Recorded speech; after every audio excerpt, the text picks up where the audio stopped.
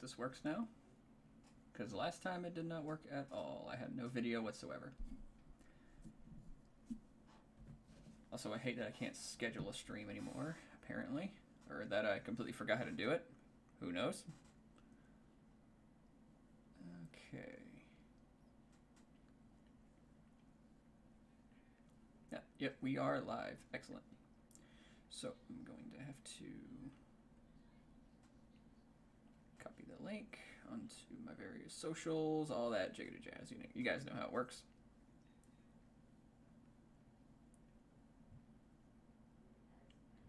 God, new Twitter's freaking tweet thing sucks.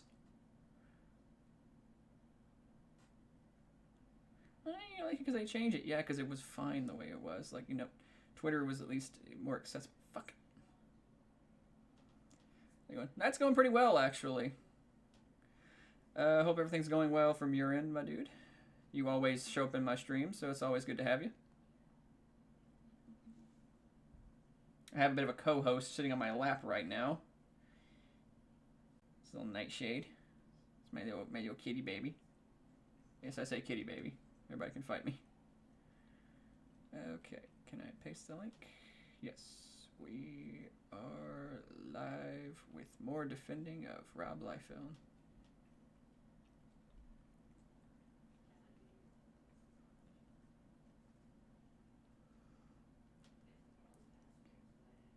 You know, I've honestly thought about doing a defense video for, I don't know, did my webcam freeze? Did my webcam freaking freeze? I think my webcam froze. Oh, never mind, no it's not. Weird. Wonder why I did that. Oh well, hope everybody can hear me okay. Anybody who's, you know, hopping in. Because my, my audio input's registering at least. Okay, just gonna post this over here now.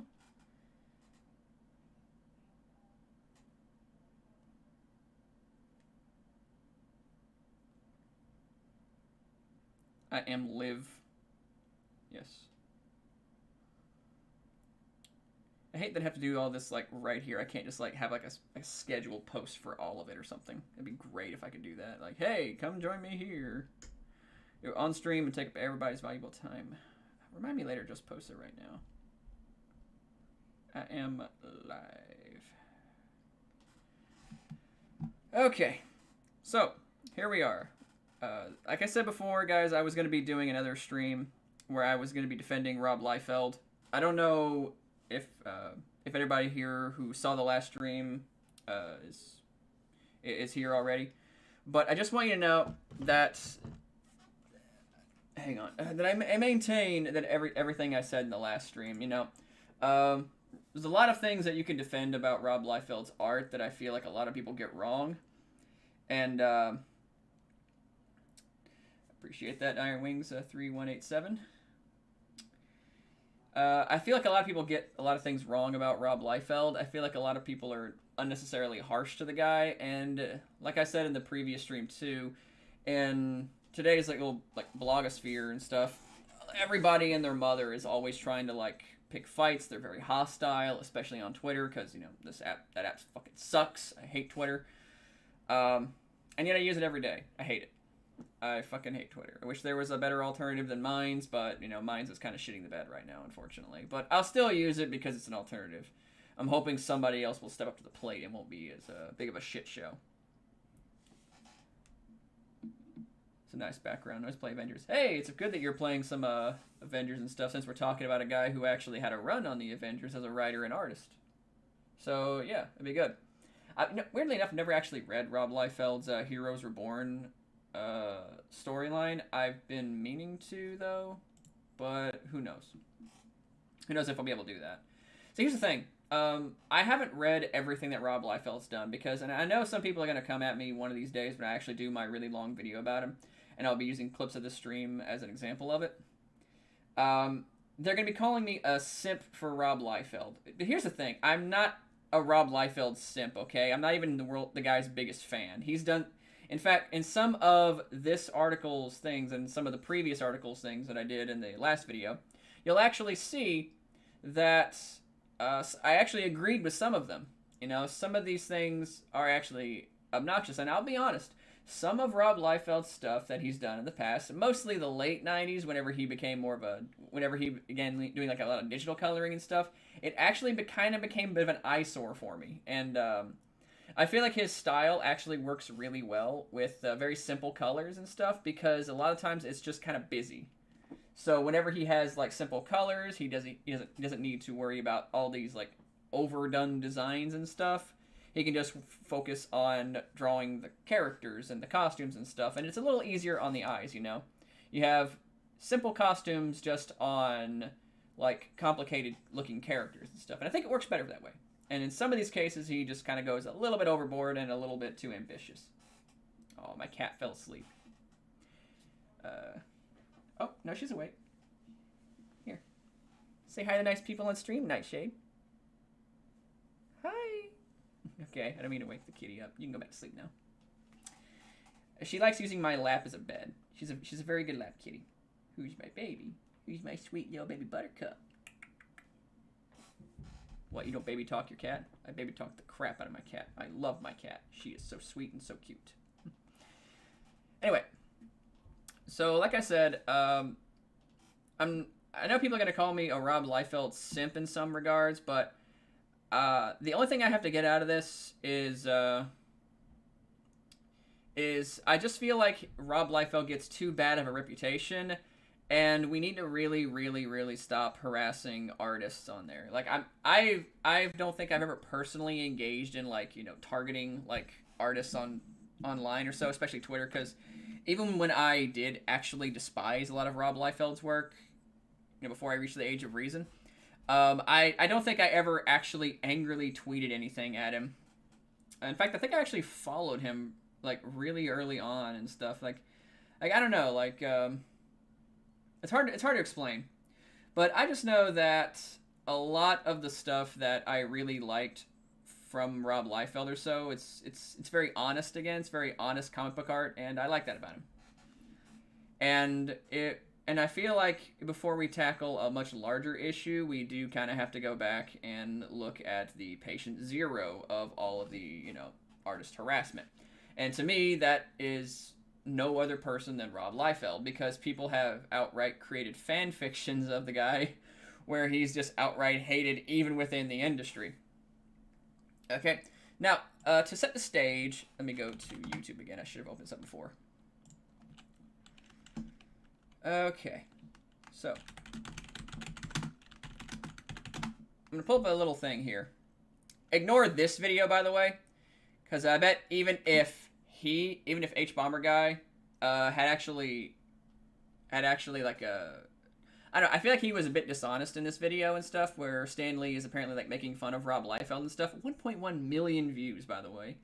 1.1 million views. By the way, the actual video that he clips 3.5 minutes out of is a 30-minute video from this direct-to-video series called Comic Book Greats. Which, here's the whole thing, by the way. The whole thing, Comic Book Greats, Overkill by Todd McFarlane, Rob Liefeld, and Stan Lee. This is the whole thing, 120k views. How many people who actually watched Hbomberguy's deliberately cut video actually went to look up the whole thing themselves? And even fewer of them actually went to look up this. And I actually read in the comments on this, actually. Unfortunately, a lot of people who actually did come from Hbomberguy's video to actually look into this, they just kind of echo the same sentiments they got from this video, okay? That's not the sentiment that I got from from this video at all. It's completely the opposite. It's more like Stan Lee is familiar with them, and he just kind of playfully jokes around with Rob and Todd. That's just kind of what they do. Now, I'm going to play this particular clip from you at the very beginning of this. This is actually the second episode of the direct-to-video series called Comic Book Greats. It's hosted by Stan Lee. The whole series is actually worth checking out if you want to see it. The first person who was actually interviewed by them was Todd McFarlane. They were big up-and-comers in the industry at the time, and Stan Lee was, you know, a big-time... Stan Lee! It's freaking Stan Lee, of course, you know. So he wants to interview people. Now, I want to show you this clip. If you want to, because some people have this idea that Stan Lee absolutely hated Rob Liefeld before he died. You know, people who have never spoken to Stan Lee in their life, people who have never spoken to Rob Liefeld outside of Twitter and sending him angry tweets about how he drew Captain America funny, which, again, the drawing is not that bad. And one of these days, when you see my full video, you'll understand what I mean. I want to keep that part kind of secret as long as I can. But I'm going to play this clip for you right here. And I want you to tell me now about this absolute fabrication that Stan Lee hates Rob Liefeld, and I want you to really question that narrative. Hope everybody can hear this.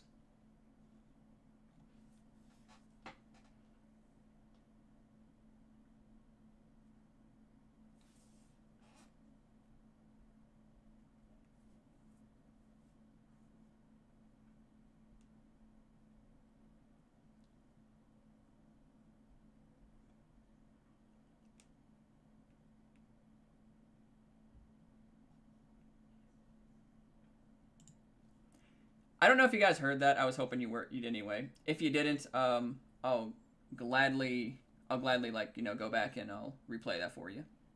I don't mind, you know, doing that. I'll try to keep this under about an hour and a half again, because I think it's a good stream length for what I'm doing and stuff. Can't hear it all. Okay, so I'll have to go back and I'll try and do this again. Okay. Alright, again, I'm not that good at streaming, so forgive me on this one, so I'll try and do what I can to get this. So, audio input capture.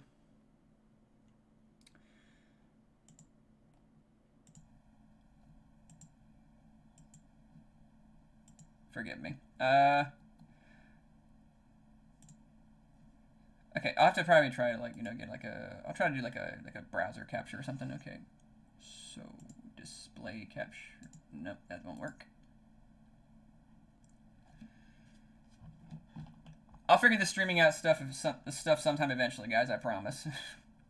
Again, I want to do this more, and I want to get good at it. So I think this is a great opportunity for me to learn how to not be stupid. Add existing. Can I add an existing browser? Create new.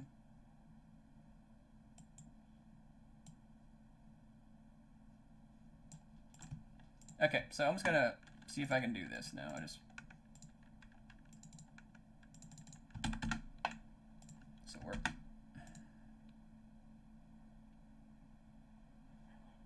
Perfect, perfect. Ah, how do I?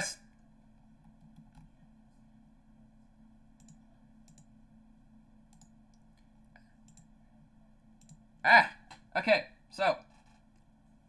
I have no idea how to do this. Probably should have figured this out a long time ago. But again, like, I'm stupid with this stuff. But get to the scrub, yes. I am stream scrubbed, forgive me. I will figure this out eventually, people. It's a good thing I don't have, like, 1,000 people watching me, you know, fuck around with this stuff, and I don't know how to do this. Audio output capture. Okay, can I do that? Audio output capture. Okay, can you hear this?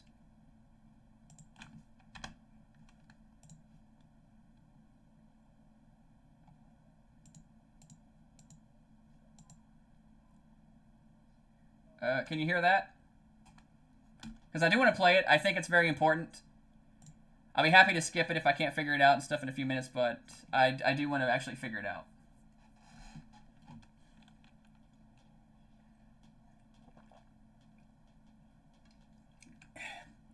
Like time I was on Trash King and... fuck it. I'll deal with it later. Okay, I will figure that clip out eventually, but we'll just skip it because I'm dumb. Okay, I'm very dumb.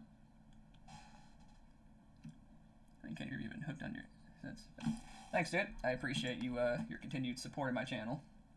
If you could, actually, feel free to, like, share this stream on your socials and stuff, and see if you get some more people to come in here and chat with me. That'd be pretty cool if they did that.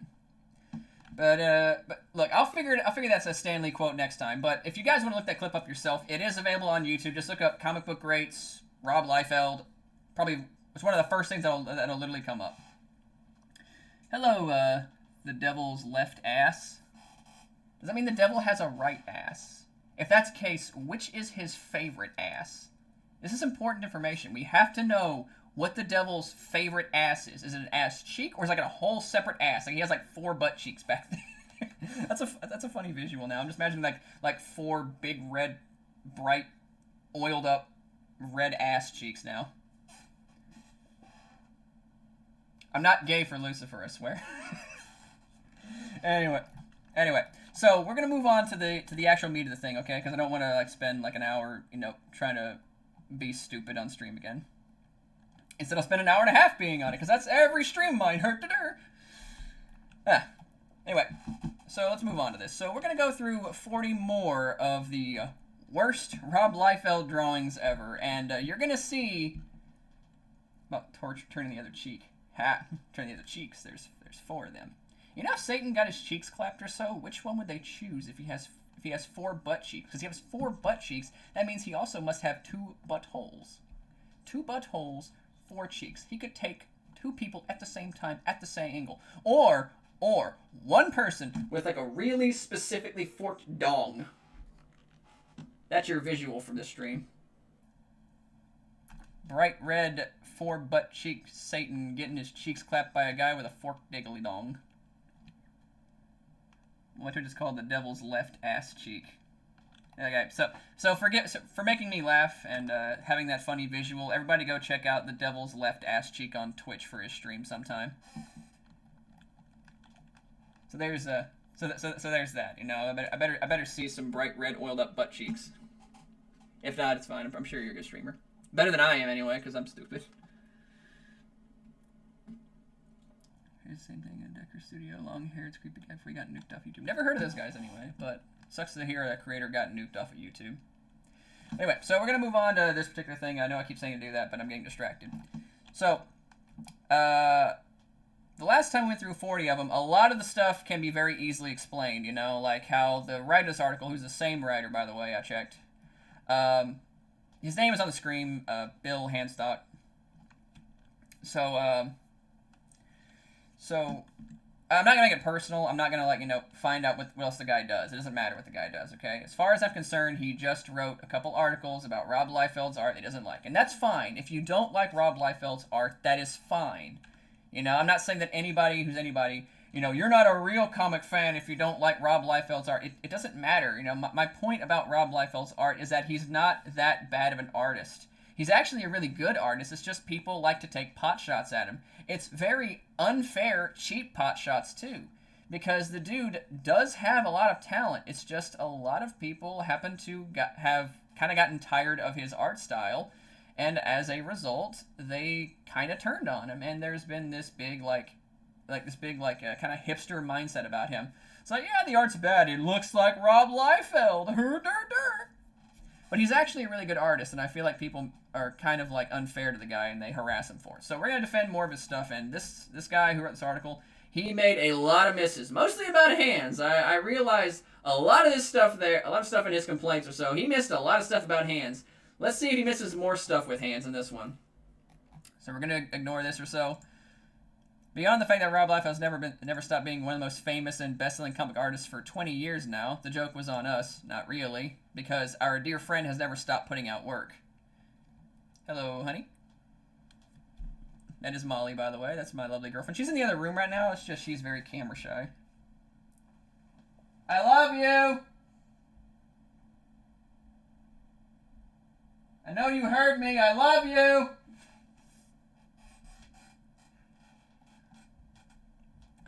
Okay. I do love her, though. She's amazing. Okay.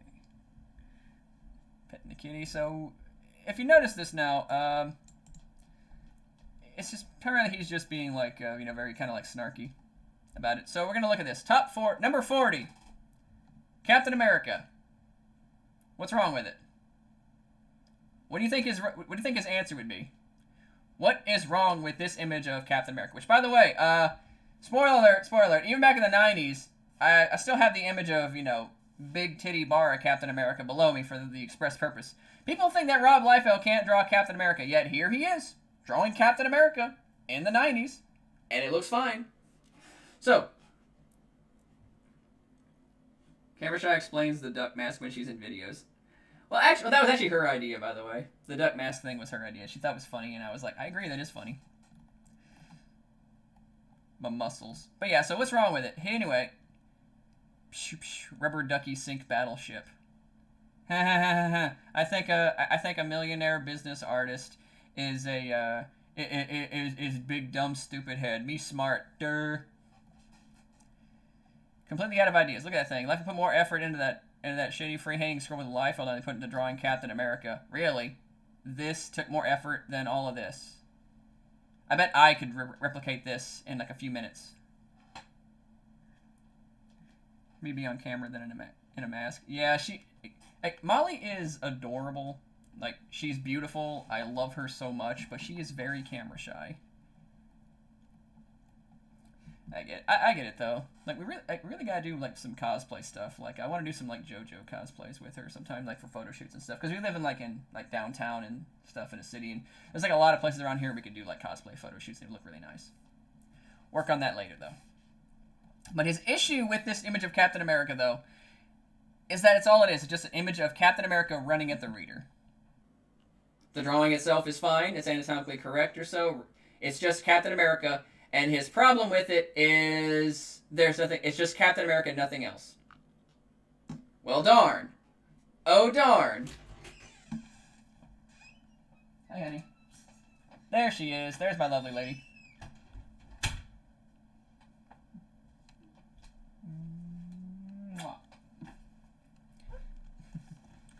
But yeah, like, it's just, oh, darn. Oh, diggity darn, we have Captain America on the cover of a Captain America book.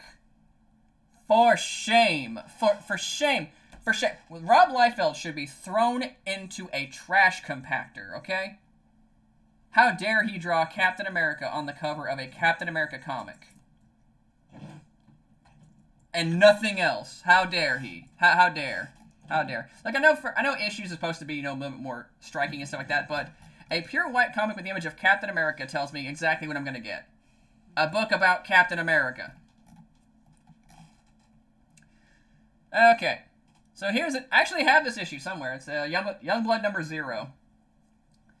So, it's actually a bit more busy than Rob Liefeld does with backgrounds and everything. I've seen Rob Liefeld draw full comic book pages, you know, with panels and everything, without any backgrounds at all. So credit where it's due, you know, he's got a lot of backgrounds here, a lot of like lines and stuff like that. But you know what? That's kind of what Liefeld does. I've seen him draw that too. So it's what I expect whenever he draws backgrounds. Okay. This is how crack weirdos of Youngblood got together. Shaft was put in charge of an existing team. Yay! When I was a kid reading comic books in the early '90s, I literally thought that how you told that. Is that grammar kind of weird to anybody else but me? I don't know. I really thought that how you told a comic book story was... Oh, okay. How you told a comic book story was you had a bunch of people that already had crazy-ass powers. Sorry, whenever I see crazy, I subconsciously input in the word ass. When I had crazy powers and introduced them to each other, taking the time to say their name in such a badass way to verbalize their team typeface or logo. I wrote and drew a sad amount of comics that featured this formula, and I am blaming Rob Liefeld for all of it. So because you personally didn't understand how to write and tell a story, it is Rob Liefeld's fault? It's like, look, if you were a dumb kid, you know, writing a big superhero story or something like that, and this was your style of writing, okay, like, you can't blame somebody that you read and enjoyed the work of for your inexperience and inability to craft a brand new world with new characters. That's ridiculous, you know? I mean, what if you were inspired by somebody like Stephen King to write horror novels? You know? Hi, Nightshade. It's like, and you sucked at it. Are you going to blame Stephen King because you sucked at writing horror? Like, you can't blame people you were inspired by to create stuff for your inexperience and lack of practice and finesse on something. That's not their fault. This isn't traces from a crap porn magazine and porn movies from like another comic artist. I can't remember his name right now. Greg Land? Yeah, Greg Land is actually a person I might have to defend one of these days myself, because there's actually a big difference between tracing and lightboxing, and Greg Land uses a lightbox.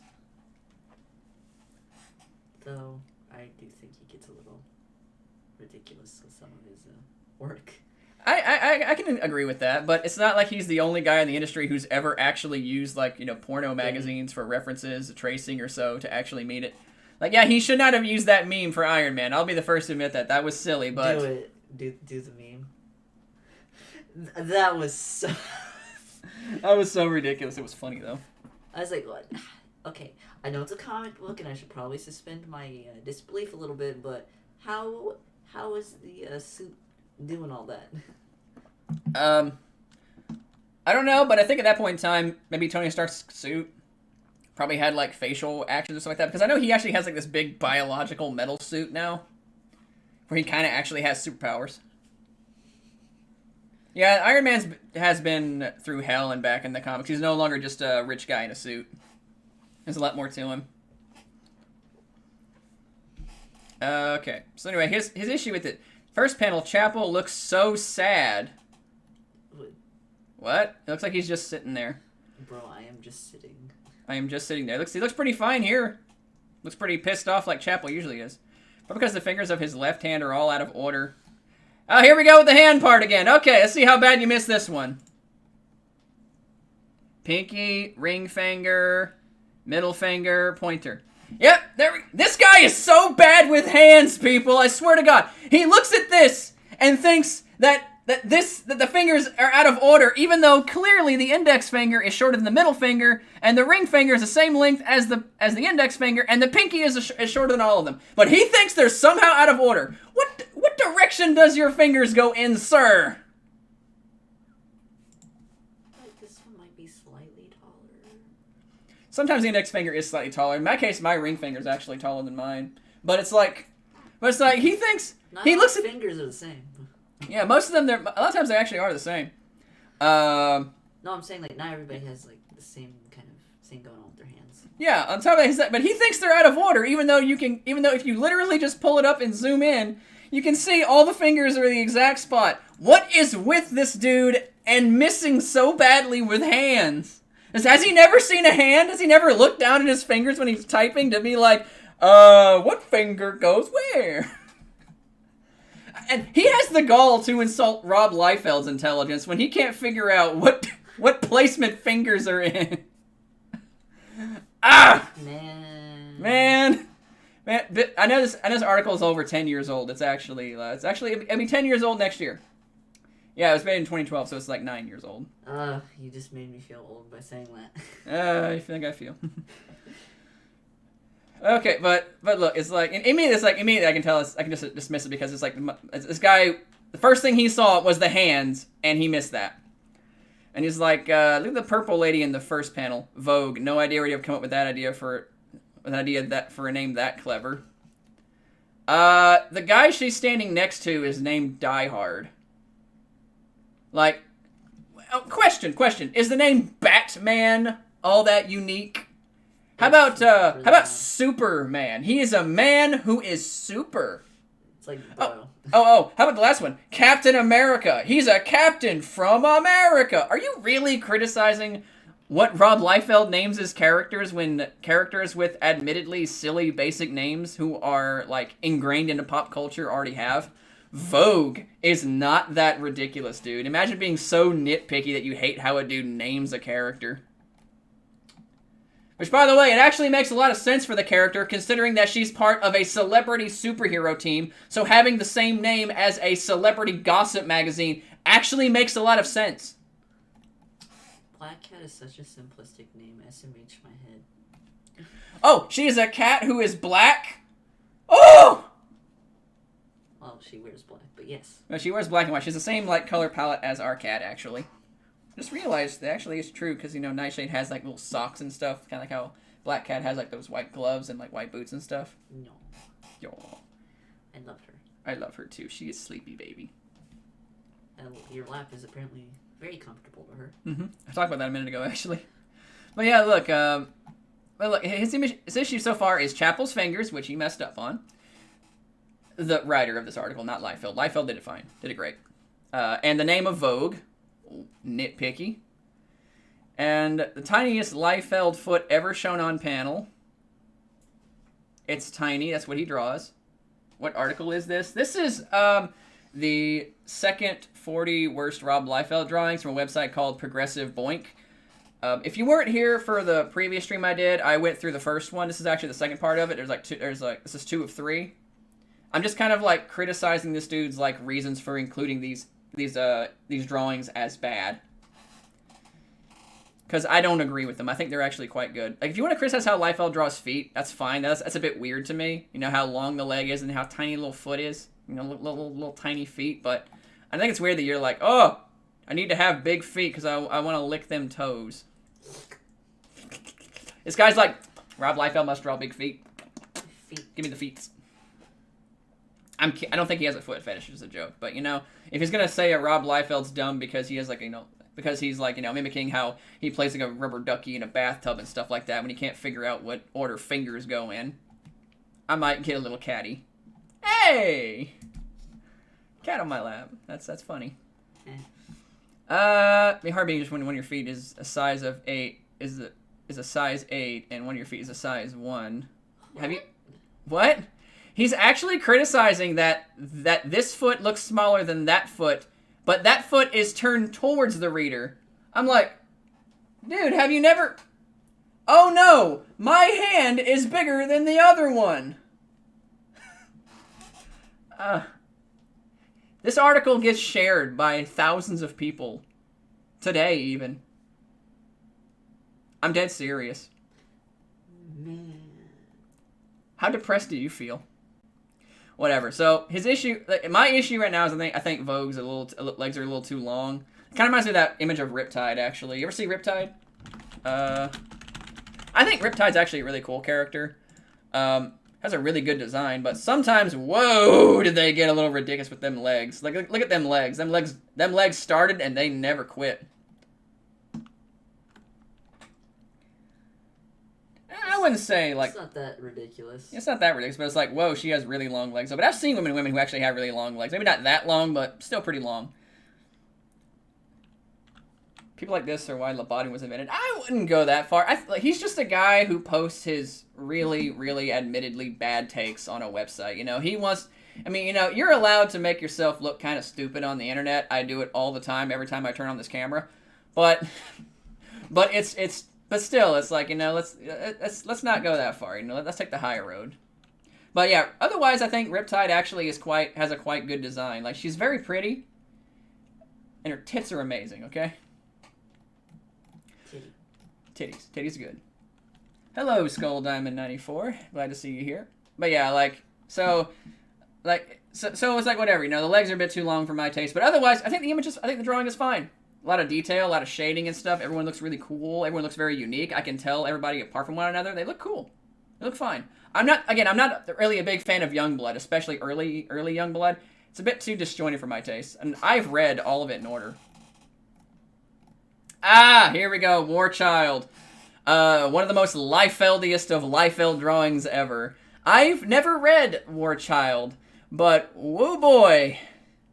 This guy's got muscle on muscle on muscle on muscle on muscle on muscle. How much muscle does he have? The answer is all of it. What is his steroid cycle? The answer is all of it every day.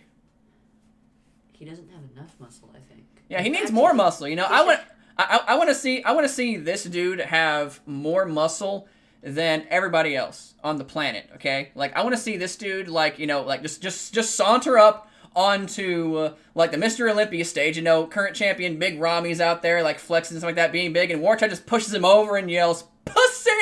and just like flexes, and like all of his clothes come off from how much muscle exists on this guy. That's how freaking beefy he is. All muscle. Actually, no. The only piece of clothing that does not fall off of him is the pouches. The pouches stay on. Honey, the pouches stay on. This guy's so muscular, his granddad invented steroids. This guy's mom lactated muscle milk. Yes. War Child, that's his origins, you know? You know how Hercules, you know, got his super strength from feeding from the breast milk? Of like hair and stuff like that. This guy's mom was the pioneer for that, okay? That's great. That is great. War Child, he's so muscular his pecs are trying to tear their way out of his chest, and that's awesome. I want my pecs to be that big. They're growing a little bit. Can't really tell, but I bench pressed 205 recently. I'm pretty happy with that. Mommy muscle milkies. See, Molly likes her man meat. She likes her big boys. I like tits. Yes. I love this woman. She is so good. Like, praise be to Molly. The M in your name stands for muscle. I'll figure out what the other letters mean later. Sure. Yeah. War Child, the child of war. You know that War Child's actually like a real thing, right? That's his thing. Yeah, that's a real term. Like, heck, Hollywood Undead has an absolute banger song called War Child. His issue is, let's see.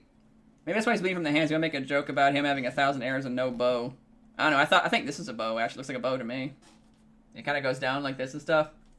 But whatever. Like, honestly, my issue with this is that this muscle is very clearly bigger than this one, and I don't think it's because this one's actually closer to the reader. It looks like it's a very static, straightforward shot. Everything is pretty much, even, but the left arm is significantly bigger than the right arm. But then again, I can't be too critical of that because my left arm is actually a bit bigger than my right arm, so who knows? Maybe he's just a bit more left arm dominant. Either way, it's like, what's wrong with it? His issue is, oh, there's too much muscle. Well, I'm sorry, but some people actually are built like that. Like, I made a joke and stuff like that, but here. They're not like that naturally, more than likely. Oh no! Like guys built like that are not natural. But look, this is Big Rami. He is the current Mr. Olympia. If you guys don't know what Mr. Olympia is, it's fine. Mr. Olympia is like the world bodybuilding competition, and this is for Mr. Olympia Phil Heath next to him. This is current Mr. Olympia, Big Rami. As you can tell, Big Rami is an absolute mountain of muscle. He's actually not that tall though. He's like 5'10" or something like that. Like heck, I'm much shorter than he is. No, actually no, I'm not shorter than him. He's much shorter than I am. Bleh. Misspoke. Yeah, I misspoke. Yeah, I am 6'3". He is 5'10". But he weighs like well over 300 pounds and is like a freaking beast in muscle. Like look at his freaking legs, man. His legs are bigger than most people's chests. Good God. So this physique is not that out there, too far out there for me. In fact, actually, if you take away the belt stuff like that, it looks like it has a pretty tight V-tapered waist. It goes like down like this and stuff. If you follow the lines, it looks like it goes to about right here. That's pretty anatomically correct, even with the left arm being slightly bigger than the right. But even then, that's not that big of a deal either. So my issue is the traps aren't there. I think it'd probably give the physique a bit more flow, a bit more roundness if he had, some traps and stuff. I mean, I got traps. War Child, he needs to hit the gym and do some shrugs. He skipped shrug day. Okay, here's a really big nitpick. Okay, what's wrong with this image, you might ask? He hates it. He's like Rob. He says that Rob Liefeld draws people's mouths open when they're unconscious. Okay. His issue is that people hold their mouths open. Well, I'm sorry, but these guys are talking, and I don't know about you, but I don't talk with my mouth closed. Are you one of the adults from Charlie Brown? Yeah. Yes. So a character having their mouth open while they're speaking is not that ridiculous. And a character having their mouth open, look, like this, it says, a character unconscious or dead, their mouth is wide open. Have you never seen anybody get clocked in the face and then just pass out from it? Like, dude, some people face go out like they will straight up, mouths wide open. You never see a guy get his mouthpiece knocked out in a mixed martial arts or a boxing match or so, and then just pass out right on the spot. Like, that happens. Like, I don't understand it. Like, you're criticizing a guy for how he draws people who are unconscious when people who are often knocked unconscious have their mouths wide open sometimes? Imagine being so nitpicky that you include the image of somebody who draws something accurately. Oh, yeah, Nightshade's very cute. Imagine being so nitpicky. You draw some. You say that a piece of art is bad when it's accurate because you don't like how people how their mouths are open. Like, that's how nitpicky this guy is. Next. Okay. For years, I actually agreed this was a bad drawing. Not because of the guns and stuff, or because this lady's butt is here. I'm very okay with fan servicey designs and fan servicey butts. I'm okay with that. But I was like, he looks like he should be a lot taller than that, or so. You know, like, what is she standing on? Like, how is she coming up to him on this? Okay. I'll go ahead and get the elephant out of the room. My only issue with this drawing is that Badrock has no neck. Finally, a comic for me. Perfect for characters with no necks. Finally, a comic for me. I'm Badrock. My personality is I have big guns, and I'm a rock who is bad. Actually, there's a lot more to Badrock's character. I actually think Badrock is one of the more interesting characters of Youngblood. I think he's his backstory is actually quite interesting. He's actually a 15-year-old kid who was transformed into like this giant freaking muscular behemoth by some science experiment gone wrong or so, and he just became a superhero over years and stuff, and joined Youngblood when he became an adult.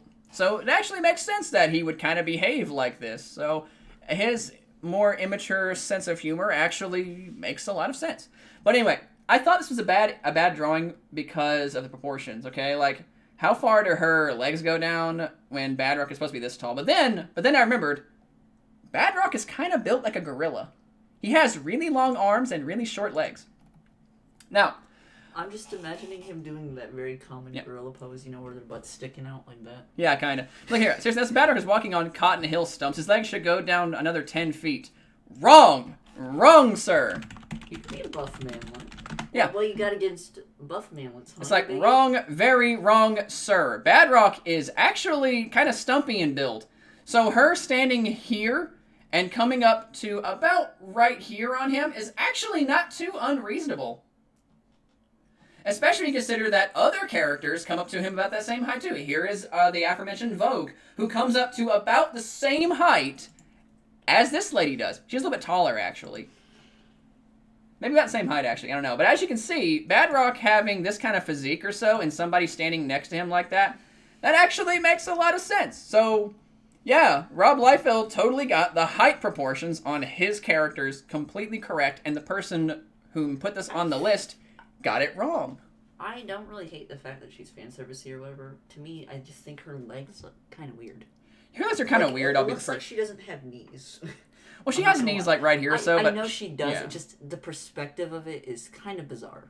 I don't care that she's kind of like doing that with her back or whatever. Yeah. Like, it's the legs that bother me. Yeah, I think I understand. You know, and that'd be a critique I would be totally fine with, because, you know, I have my critiques of this. You know, Badrock not having a neck or so. That's one of my critiques for it too. I think what bothers me is like the legs are just like kind of just getting really, really like very thin. Yeah, they get like very thin towards the bottom or so. I'm sure there are people out there with such proportions. It just looks kind of funny. Yeah. So I get it. You know, if that's a critique you want to make for this, that's fine. I get it. But yeah, like, this guy is like, Badrock's legs should go down another 10 feet given his size. Actually, no, he's built very stocky, kind of like this, so his legs are actually kind of stumpy. So it does make sense that this person would come up to about this high on him. So yeah, that's fine. So yeah, this guy got it wrong. Oh, here we go again. Image of Hawk and Dove. May have to, yeah, makes it a little bit wider. Okay. So let's see. What are his critiques? Hang on.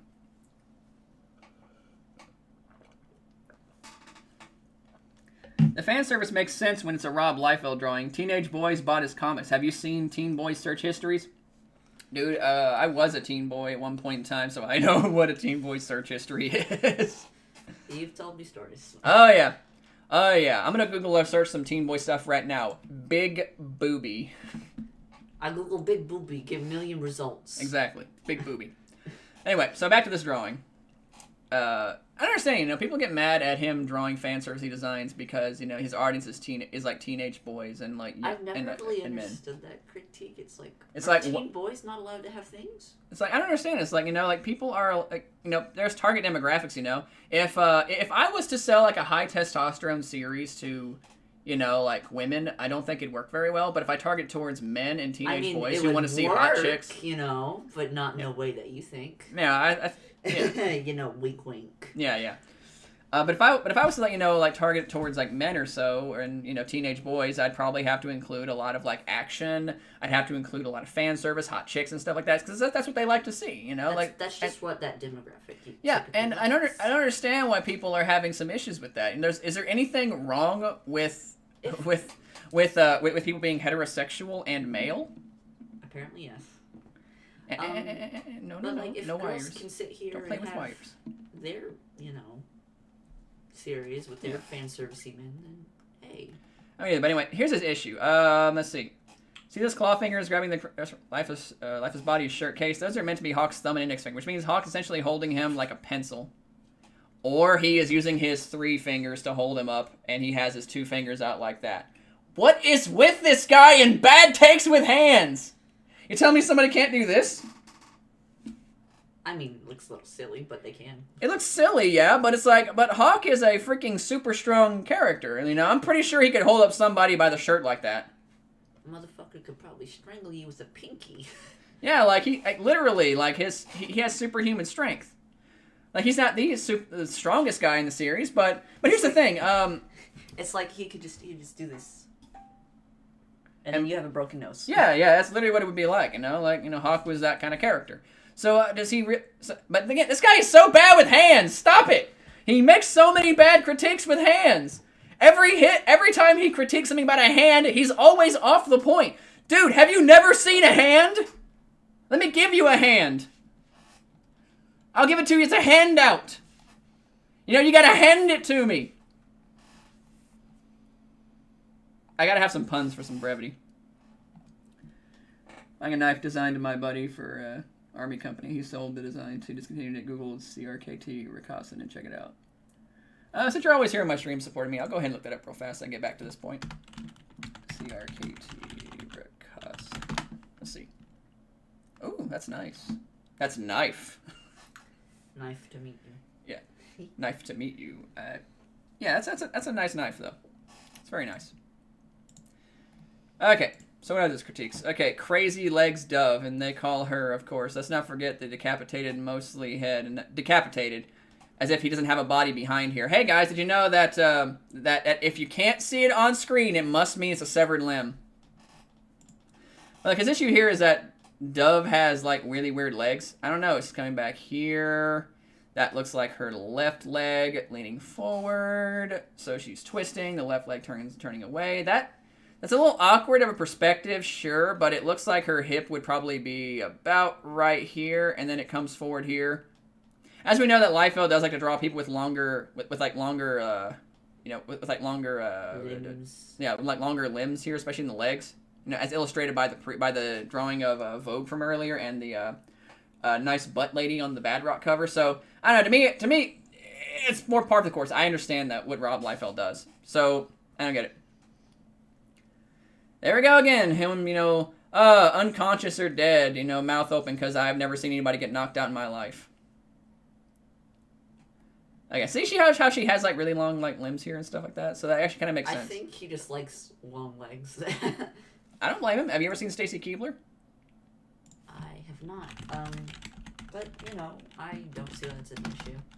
Okay, I don't want to put legs. I don't want to get any explicit results. But yeah, she's known for having like she's a really petite woman, but she had like really really long legs. Yeah, last thing you need to do is get hit with. Yeah. See, here's a good example. You know how she has like really long legs, but yeah. I don't think she's ever done porn. I don't think any of her nudes have ever been leaked or so. But still, you know, you never want to be too careful with that with Google searches. I think Yahoo search is worse about that. Oh yeah, Yahoo search has no filter. Anyway, so let's see.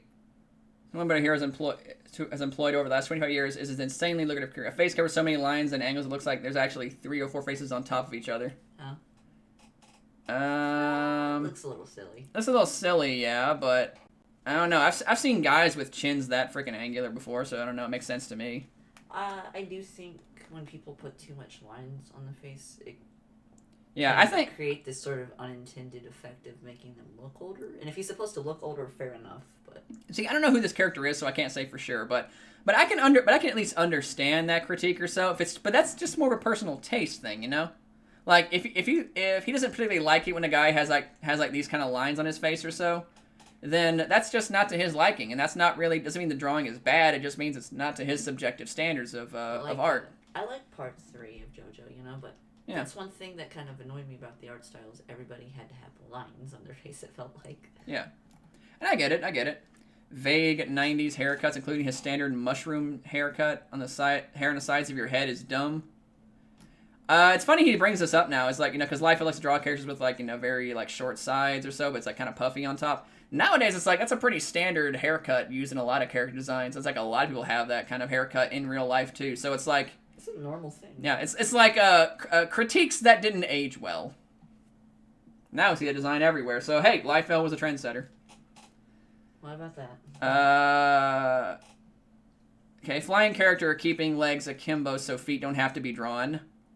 Okay, but he drew feet here and here. It's like, he's hiding more feet. But he drew feet here and here and they look fine.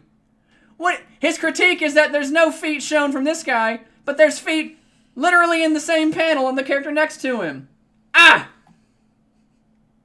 Imagine being that nitpicky that you ignore all of this to focus on there's no feet on this guy. I think some of these people who bring up this critique just like feet. Yeah, motion lines trying to trick us into something that happened. Hey, I'll draw a dove doing a lunge, then I'll draw a crumpled car hood in a different layer in Photoshop. Huh? She leapt off the building and landed on a car. Trick is something that happened. It's very clear, you know. She's running on the buildings, jumps off of it, and then lands on a car. Trick is something that's happening. What's he talking about? Hey guys, motion lines trick you into seeing motion. Motion that we clearly just see. I'm convinced this guy just is so nitpicky. He just doesn't know how to read a comic or so. He thinks that everything's supposed to be a movie at this point. Okay. If Deadpool's teeth are where they think... Here's another image of Deadpool and Cable. Again, Rob Liefeld did create Deadpool, despite what some people may say. Hang on.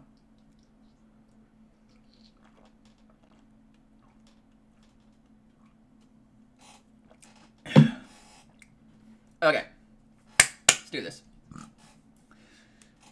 If Deadpool's teeth are where they think they are, and his eyes are where those white eye holes are, where the hell is his nose? About right here. You can clearly see the lines kind of pointing to it. Usually lines like this indicate someone's nose. In fact, you can kind of see a point right here. So his lip is located like right here or so underneath his nose, and he's kind of tilting his head towards the reader, so it actually kind of makes sense that his mouth would be about in that position because his chin is facing downward away from the reader. So I don't know, that place it makes sense to me, you know. I know Rob loves his characters to look tough, but does he really need to quote with on the Matrix, "We will carry every weapon" thing? Deadpool has counting his sword, or at least I'm going to assume is his sword, and I'm going to assume is his 4 visible knife-like weapons on display. We only see him from the collarbone up. The character whose most iconic weapons are a pair of dual swords happens to have blades attached to him. What a shock. Like, if you're criticizing Deadpool for having a lot of bladed weapons on him, you might want to actually pop open a Deadpool comic, because that's very common. In fact, it's actually a joke. He literally pulls bladed weapons out of thin air because he breaks the fourth wall all the time. That's just what he does. Okay, I want to have Rob... oh, here we go. I'm going to get that one. Okay, Cable's carrying a gun pressed to his face. Or behind his face, you know. let's see here. It has 2 swords of his own. So that's 6 swords and a space gun with 2 holes for the bullets or lasers or whatever to come out of what is more or less a pair of character headshots. I want Rob Liefeld... Oh, you gotta read this. I want Rob Liefeld to get a gun pulled on him in real life and shrug it off because the mugger doesn't have a set of steak knives fashioned to his vest and didn't try to mug him with 2 bazookas strapped on his back. I would also like to see Rob Liefeld punched in the face. I want to see a comic artist mugged and physically assaulted because he no draw like I like. Also, if his critique is supposed to be, oh, well, you wouldn't be so fearless in that situation, it's like their comic book characters still feel however I want them to. Oh my god, like, see what I mean by what I said about, like, you know, like, artist harassment and stuff and how ridiculous it's gotten? This was in 2012, people. This has been going on for a long time. But, my god, though, like, imagine wanting to have somebody assaulted because he drew a comic book that you didn't like.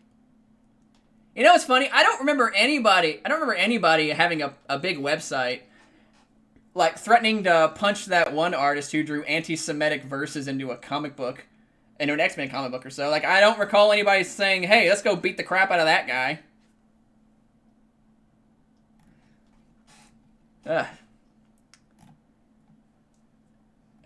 Is actual like cable? Okay, here we go. An actual art critique or so minus that. Like, even if this was a joke and stuff, and I'm sure it's supposed to be a joke. That's just imagine like thinking that kind of hyperbolic rage is like accepted, you know?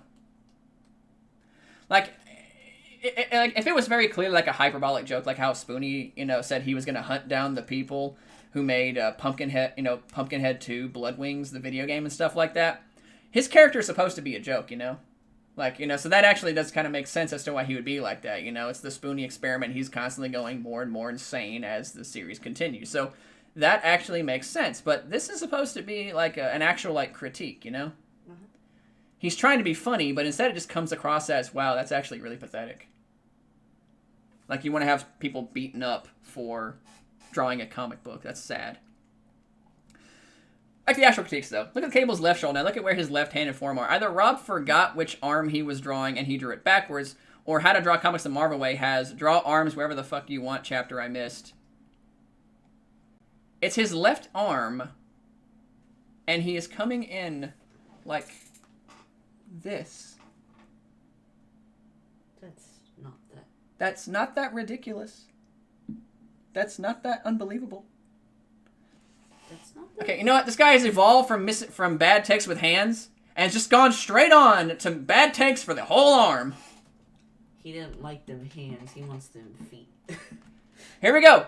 Oh, I remember. I actually glossed over this website, by the way, before I turned the stream on because I wanted to kind of mentally prepare myself instead of kind of reacting to it wildly. When I got to this one, I was like, here we go. Another bad take for hands. Are you prepared for this one? Because this is going to be really funny. Oops, we accidentally left 3 visible feet in the cover. We covered 3 of them with Spider-Man's head with 1 exclamation balloon. Enjoy Cannonball. His power is turning his feet into speed lines. Actually, his power is creating a blast sphere around himself and then throwing himself forward. That's why he's called a cannonball. He must have been something right if this is the hill that this Trex is going to die on. Yeah, imagine imagine thinking it's an own that you don't know. Where, what hands and arms look like. He wants them toes. He wants them toes. Okay, what's this guy with the feet thing? Okay. I joke, but it's like, what is it with the, feet and hands with y'all? Well, this guy specifically, actually. That's just, a common thing I see, though, with, art critique in comics. It's like, why? Okay, so Newman's number 92 covers a great exercise in trying to figure out what size everyone's supposed to be and what's going on with Warlock's arm. I know you get a little leeway drawing a character like that, but come on, you can't fuck up an everybody jumps thing by making his arm come up out of nowhere like that. Where's his body go? Does it fit neatly behind Sunspot with the bottom half of Boom Boom's legs? His arm is clearly going down like this and coming up. Warlock is a character who can literally shapeshift into anything, and you can't believe his arm can bend that way? But in Cable's first appearance in New Mutants number 88, actually, I think it was, Warlock transforms into a pirate ship to escape from Valhalla!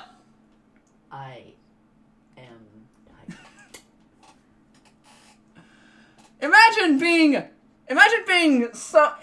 I love how he's like, I know you get a little leeway with this character, but then he immediately throws it back again. And is like, oh, but where's the arm coming from? I'm like, the character can transform himself into pretty much anything he wants. And you think he can't bend his arm at a weird angle? Again, he has evolved from bad takes with hands into bad takes with arms. It's funny. This guy's so bad at this. He is so bad at this. Hands and arms. I gotta hand it to him. You know, like every time I turn around, he's making a brand new bad take about hands and arms, and he just keeps getting worse and worse as these books go on. He is so nitpicky, he has forgotten how hands and arms works, and then immediately backtracks on a shape-shifting character, and how their impossible proportions make sense for the drawing, just to try and make it look bad for Liefeld somehow. He has somehow warped in his mind that this is a good point to make. This is like Chris and Mona Lisa because Da Vinci missed one little spot. No. This is like criticizing the Mona Lisa because you've never seen a woman in your life and you are convinced that this is not what they look like. Let's take a moment to remember Liefeld's tropes. A flat crotch with the weird spider sense lines around it. Everybody in the Roboverse wears super tight pants and has action figure crotch. Even the guys in major drum jackets. Okay. Remember that critique for the crotches, by the way, because that's how Rob Liefeld draws all of them. Like, you know, like a lot of like lines pointed toward the crotch and stuff. I think I actually know why he does that. He draws them like that because he also wants to kind of give like, you know, how they are like a crotch, you know. That's just how he does it. Otherwise, if he didn't have those, it'd be it could be really, really flat looking. Okay. So, are you ready? Are you ready for where this goes from just really bad takes to prudish behavior? Because here we go. We're gonna get our feet wet. Pun fully intended because this character's taking a shower. Nightshade, do not attack Dad's headset. What is wrong with you? You are trying to sleep. So be a good sleepy baby and just sleep, please. Thank you. Good kitty. Okay, Regex is a comic regarding Gex. Wherein someone Gexes and then must Gex again. I've never read Regex. I have no idea what it's about. It's a comic about a band of mutants including a magician named Jeannie and a swordsman named fucking Beowulf. And the most interesting thing that happened in its 2 issues, counting number 0 and 35 alternate Ashcan, covers this horrible drawing of a lady being scared by a robot in the least believable shower ever. And demonetized, probably. Even though all you really see is her back. It's a drawing. It's a drawing. YouTube. Don't lose your shit. Am I actually monetized this video? I don't know. I hope I am.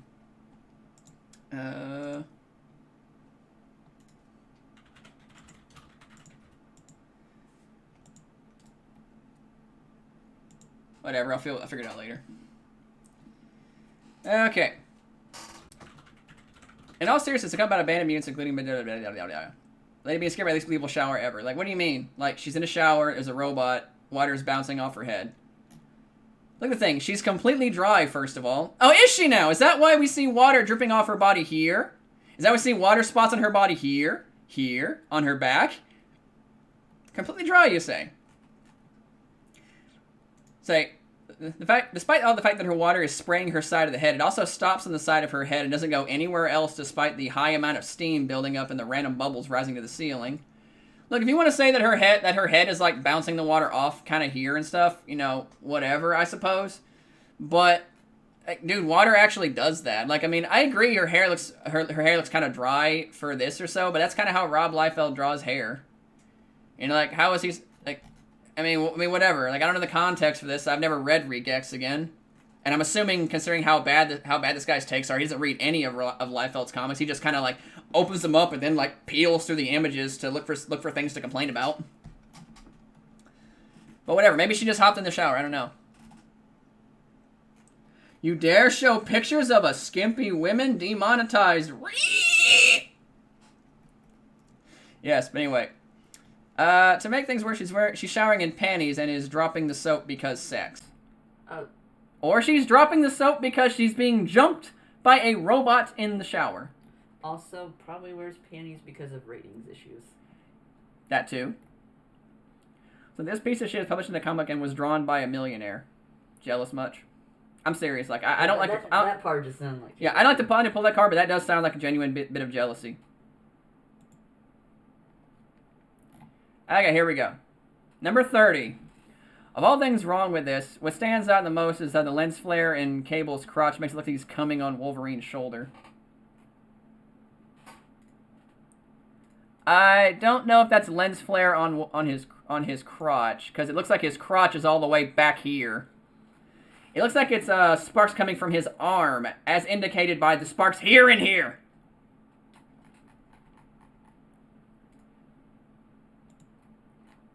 Because there are 6 flares on Cable's arm, including one on his non-metal arm. Really? I mean, right here?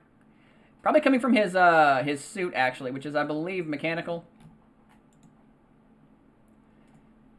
I guess that's the strap of his backpack shining in space. Counting the one on Wolverine, the one on Apocalypse, and one on Cable and Cyclops' eye, that's a whopping 10 lens flares on one splash page. He's like a kid who just discovered how to do something in Photoshop. The next page should be solarized. Let's count them, actually. Let's see. 1, 2, 3, 4, 5. 1, 2, 3, 4, 5, 6, 7, 8. Am I missing 2 somewhere? Am I missing 2? Let me try it. 1, 2, 3, 4, 5, 6, 7, 8.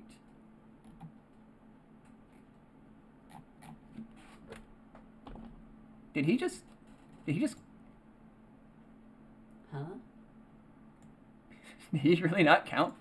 Did he really count 8 and thought he meant 10? Did he really count 8 and put 10? Did he really miscount? Did he really miscount 10 when there's 8? Did he really? Am I blind? Did I only count 8? What? Lens flares. Look, 1, 2, 3, 4, 5, 6, 7, 8. Unless there's some I don't see. No, phone home. I don't see it. Did he actually say there's 10 when there's 8? I think he did. I think he seriously did. The one on Apocalypse? Where's the lens flare in Apocalypse? Oh, you mean here? Is that a lens flare? Because it doesn't look like a lens flare like this one does. Where's the other one? If you want to give him this, that's still 9. Where's the other one at? Does anyone see it anywhere? Does anybody see a 10th lens flare? Am I just blind? Am I just blind? Am I just not seeing it? Is it counting the eye? Is it counting the eye? Because that's not a lens flare. That Cable's eye does that all the time. That's just like psychic powers.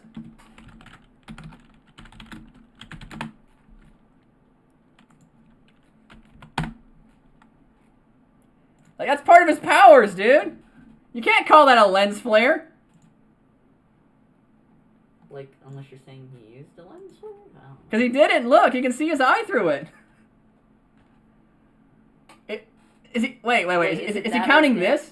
Is he counting this? Is he counting this part right here on the planet back here? No, Huh? The laser. Oh, this? No. This? Yeah. I already counted that. Oh. I don't know what he's counting then. Unless there's something I'm not seeing. Hey, wait. I think it's Apocalypse. Yeah, I was like, did he draw dark? Did he mistake Darkseid for Apocalypse? And I was like, no, it's Marvel. It's got to be Apocalypse. Is he counting this right here? This little like spot on this planet back here? Because that doesn't look like a lens flare to me. If I want to give him this tiny little spot right here, he counted 9. Oh my god! Like, and that's his issue. Lens flares. Is that all the planets? Wow. Tell me, I don't believe this is a splash page. Does he not know what a splash page is? This doesn't look like it's an actual comic in a comic thing. It looks more like a pinup. Like maybe a comic cover or something. Ah. He can't count. He can't count. Ah. Okay, this one's been an experiment. Would Liefeld's art somehow look worse as a painting than as a, well, whatever the hell it is you can call this normal shit-assery? Let's see if we can Liefeld these problems. Elephant foot. So you're saying that Liefeld draws big feet now, huh? Okay. Interesting critique. Let's see here.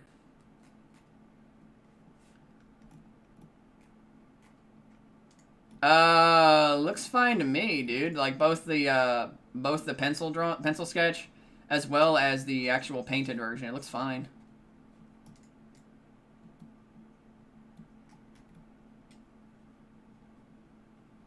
Can't count, can't criticize feet and hands. This writer is completely hopeless. Yeah, you're telling me.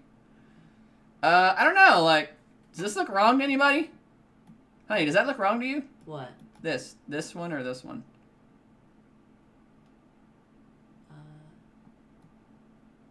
Not really. I don't get it. Like, what's his issue? He says the guns bend. They look straight to me. Yeah, I swear you can make a drinking game out of this. You could. Like, how many bad takes can this writer put out? Anytime he mentions limbs or feet, take a shot.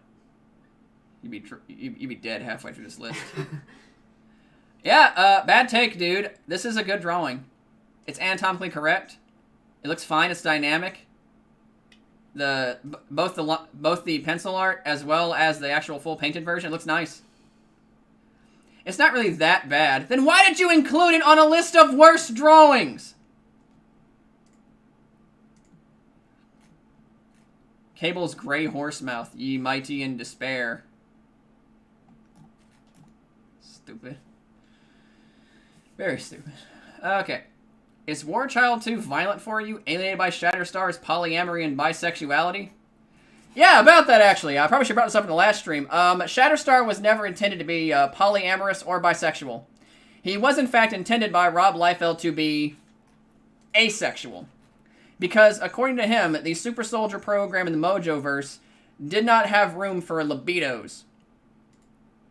In fact, it was actually a major identifying part of his character, until other writers got a hold of it and said, asexuality? That means he can't have any sexual romances with other people. That's lame and boring. Let's turn him gay.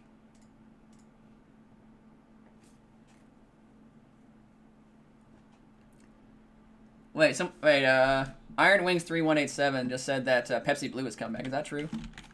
Is that true now? Yay! Yay! I'm so happy with that.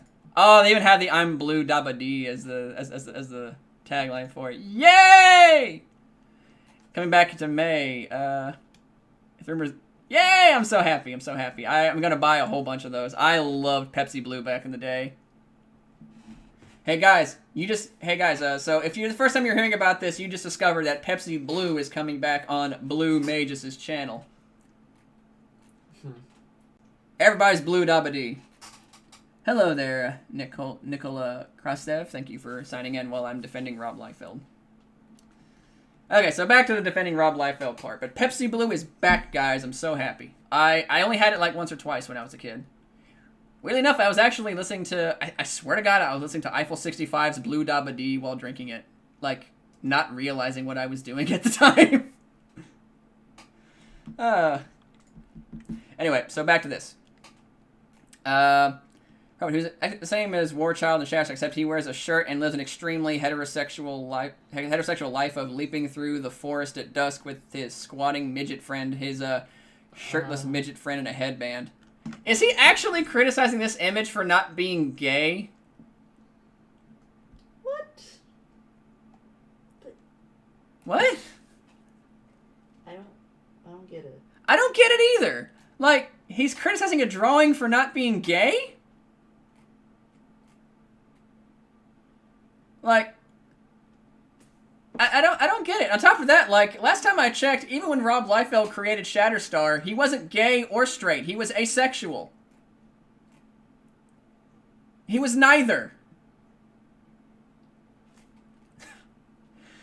Here's the thing. I'm actually in total agreement with Rob Liefeld. Even when I hated the guy, I totally agree with him that it was a terrible idea for Marvel to take Shatterstar and make him gay.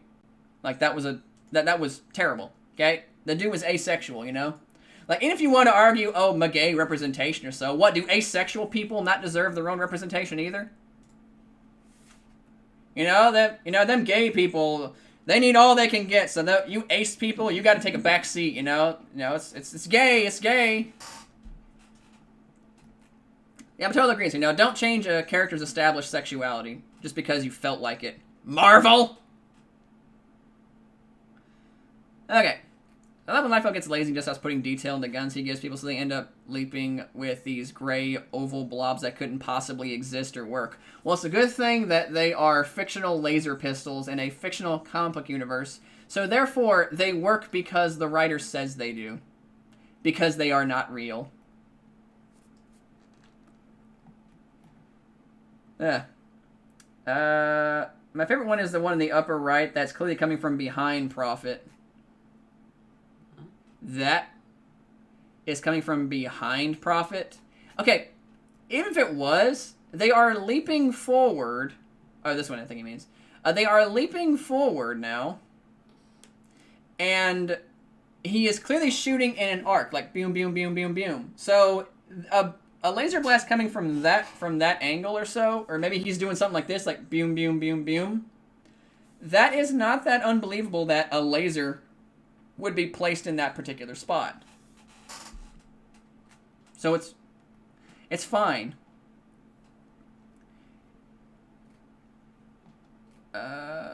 Look out, Forrest. Maybe you think if Prophet put all that money into shin guards, he'd put on a pair of shoes and stop jumping through the woods in footy pajamas.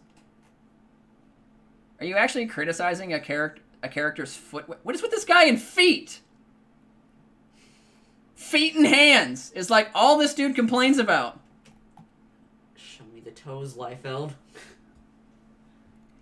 This guy, can you believe it, is named Beowulf, because of course he is. He's from a comic about a book that Rob did called Regex. You probably should have put this one earlier on if you were trying to explain Regex earlier, buddy. A comic company Rob founded called Awesome Comics. The perfect storm of the most creatively bankrupt horseshit you've likely ever heard. Okay. The thing about Rob Liefeld, one of the attributes of Rob Liefeld is that he refuses to make any adjustments to his art. Motherfucker has never owned an eraser in his entire life. Never needed one. He draws the fist, draws the sword handle, draws the hilt, and then decides he wants the blade pointing a different direction. Rather than shrug and have the blade follow the line he's already drawn or erase or whatever, blah, blah, blah, blah. He's saying that the sword is wrong. And, is that a little wrong, actually? Let's find out. A little bit, yeah. So yeah, if you do follow this or so, the sword does kind of like go, it should be going at this angle if you wanted to go as a straight line. That being said, you actually, he's quite racist towards the character's limbs. Do a King of Fighters 94 review. In good time, my friends. In good time. And by time, we'll probably get to it when I'm 85. Actually, given my track record of putting out content, I'll probably actually be 94 when I actually get to King of Fighters 94. He requested it again. He wants me to do King of Fighters 94 again. In good time, I will get to King of Fighters eventually. I promise. I just got to get better at making content. And by getting better, I mean actually getting good at making content. I got to make content to get good at it. You get the point. I don't make videos because I'm bad at getting it consistently, okay? I'm trying. I really am. I'm working on some stuff right now, by the way. So yeah, okay, so I can agree with this one. The hilt is not pointing the right direction. However, in Rob's defense, I've actually held some swords that have their handles messed up, so you could argue because the sword's cracked and chipped and stuff like that, he was whacking somebody with it and the hilt bent. So, I personally wouldn't make that argument and stuff, but that's a defense you probably could stretch and make, okay? I'll give him the sword hilt not being placed right, but that's a minor thing. Other than that, the drawing is fine, you know?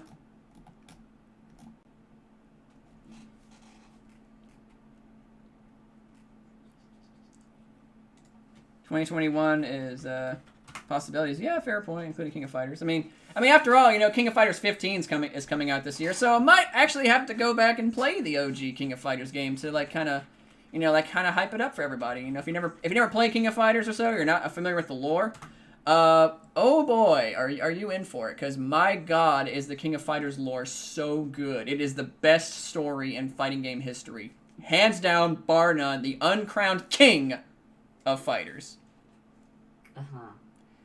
Yes, fully intended. Uh-huh. They really had him to the point of wanting him to be hunted down. Yeah, it's sad. It's like, you could just think the art's bad without it being... Hi, you. An entire... You stinky butt. You stinky, sleepy baby butt. If you don't bully your cat a little bit, is it really even your cat? That's the only thing you should do. Yes. Oh. It's all right. My cat bullies me too. It's a lovely game of she knocks over my shit. I spray her with like a water bottle. Yeah, but we love the baby. We love a sweet little baby. Yeah, so cute. You can't see her, but she's asleep. I'd pick her up and show you, but that'd wake her up. I don't want to wake up the baby. I don't want to wake the baby. Yeah, his issue so far is that this sword hilt is bent and therefore the drawing is bad. Imagine looking at all of this, the proportions and stuff, the shading, the line work and stuff, the inking, it's all good, but then like, yeah, but the hilt is weird. I want to make a fighting game, but how? I don't know how, I'm not a coder.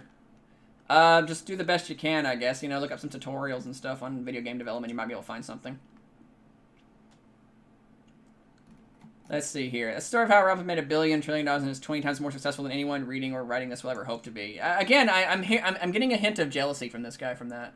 I never like to use that argument. I really don't. But the fact that this guy brings up how much money Rob Liefeld has consistently really kind of shows me that he's just kind of bitter, you know? It really does. I mean, like, I don't bring that up. Okay. Ugh, this is a clear-cut example of Liefeld having no idea where to pick his battles. Really. This cover is plainly an homage to the iconic Death of Supergirl cover from Crisis on Infinite Earths, but Liefeld decides to half-ass the joke piece. That's well and good. Half-ass the joke piece, Rob. You half-ass most other stuff. Yeah, sure. But the issue is that for me, it's only half as part of the focal point of this piece. The two central characters, you know, the iconic part is being mocked. What's wrong with it? It's Deadpool holding Cable. Take a look at the background characters. There are a ton of them, despite the fact that the vast majority of them are hilariously off-model. Which ones? How about you give us an example of one who is off-model? Okay, let me pull this one up, actually. I have to zoom in. Let's see if I can recognize any. Okay, so I see... Anybody know who this guy is? I don't know. I don't know who this guy is either. Or this guy. Looks like Shaft, actually, but I don't think it's Shaft. Might be Shatterstar? Maybe Shatterstar. Hulk? Looks fine. Thing looks fine. Spider-Man looks fine. Iron Man looks fine. It looks like Emma Frost, maybe? Looks fine. Gambit, maybe? Looks fine. Cyclops, fine. Domino, fine. I guess that's Colossus. Yeah, Colossus. Maybe Blob right here. I think Venom looks fine. Psylocke, it's very clearly Psylocke. I don't know who this is. It's too hard to tell. Wolverine, clearly. Archangel, that one's fine. I don't know who this is. I don't know who this is either. Gladiator, I think that is. I don't know. Captain America very clearly looks fine. Thor looks fine. Sentry looks fine. People up here I don't recognize. I don't recognize anybody up here. Oh, that's Shatterstar right here. So who the heck's this guy? Who's this guy? I don't know. So when he says, you know, characters are off model, I mean, are the ones I don't recognize off model? Because because some of them I just can't tell who they are because there's not enough detail in them. Because they're not the focus of the character. The focus is the, Cable and Deadpool.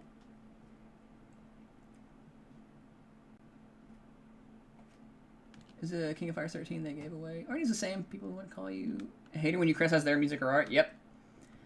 Do you know how old Mai is? I believe Mai is 23.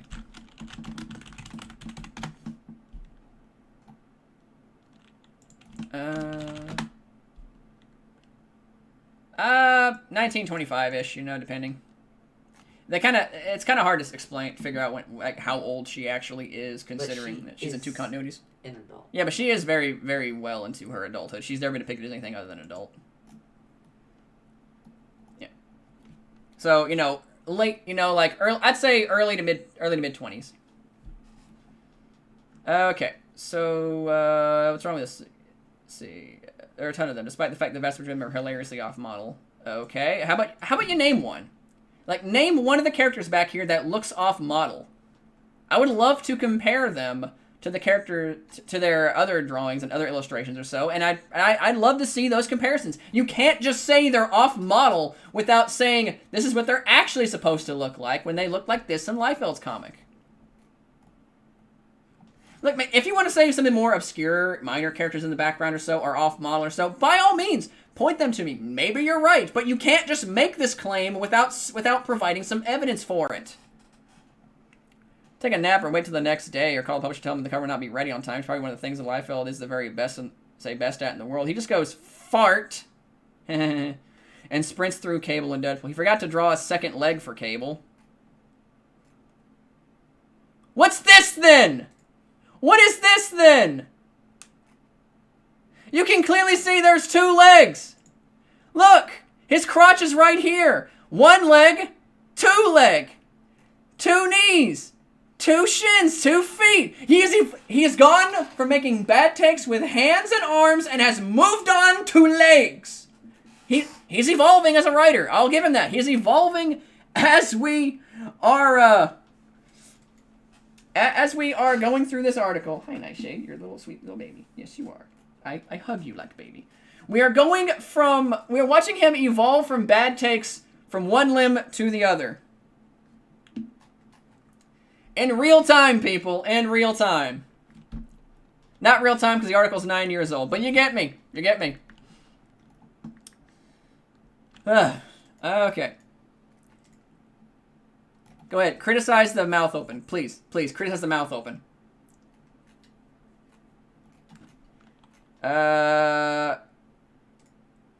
It didn't bother drawing a second arm for Cable.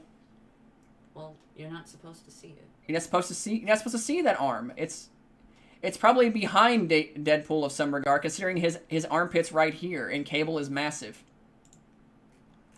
Should raise it. What else is there?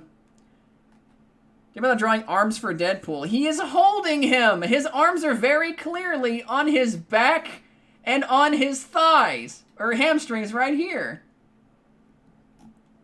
Yeah, this guy is racist towards limbs.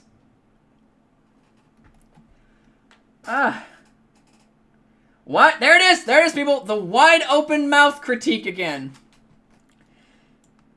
This guy doesn't know that when someone gets punched in the face or gets knocked unconscious or dies, that their mouths are always like this. Who wrote that article? Linkara? No, but Linkara has referenced it in the past. Yeah, I'm serious. In fact, some of the critiques that Linkara has made of Rob Liefeld's art has actually been like almost word for word mirrors of what's on this website. I'm not calling Linkara a plagiarist. I'm saying I think he also doesn't exhibit the same critical thinking that this guy does. Okay. At some point, Rob decided to fight back against people saying he drew tiny feet by drawing the biggest feet ever. Here we see Shaft by 2012's Clint Eastwood preparing to either cut off his legs at the knee to escape those ridiculous robo boots or slice open his guts to escape the shame of being Rob Liefeld's signature independent creation for 20 years. Yes, Rob's best idea ever was Red Hawkeye. Actually, it's supposed to be Roy Harper, you know, because Shaft was supposed to be a part of a Teen Titans series, but whenever he left DC Comics, he took that idea and characters with him, and then created Youngblood from it. But hey, that's me knowing my comic history. But yeah, Shaft is actually is like an original character that Rob Liefeld did because it was reworked or so. But he calls it Red Hawkeye. You know, I would have called it Red Green Arrow or Red Arrow. But oh wait, there already is a Red Arrow, and this guy wasn't clever enough to think, oh yeah, isn't there actually already a Red Arrow? I mean, I would have called him not Red Arrow if he could be that clever, but he's not. But no, what am I supposed to say about this? The guy's head is the size of a fist. Most people's faces are actually about like fist size, a little bigger. Is it really not the size of a fist? Let's find out here.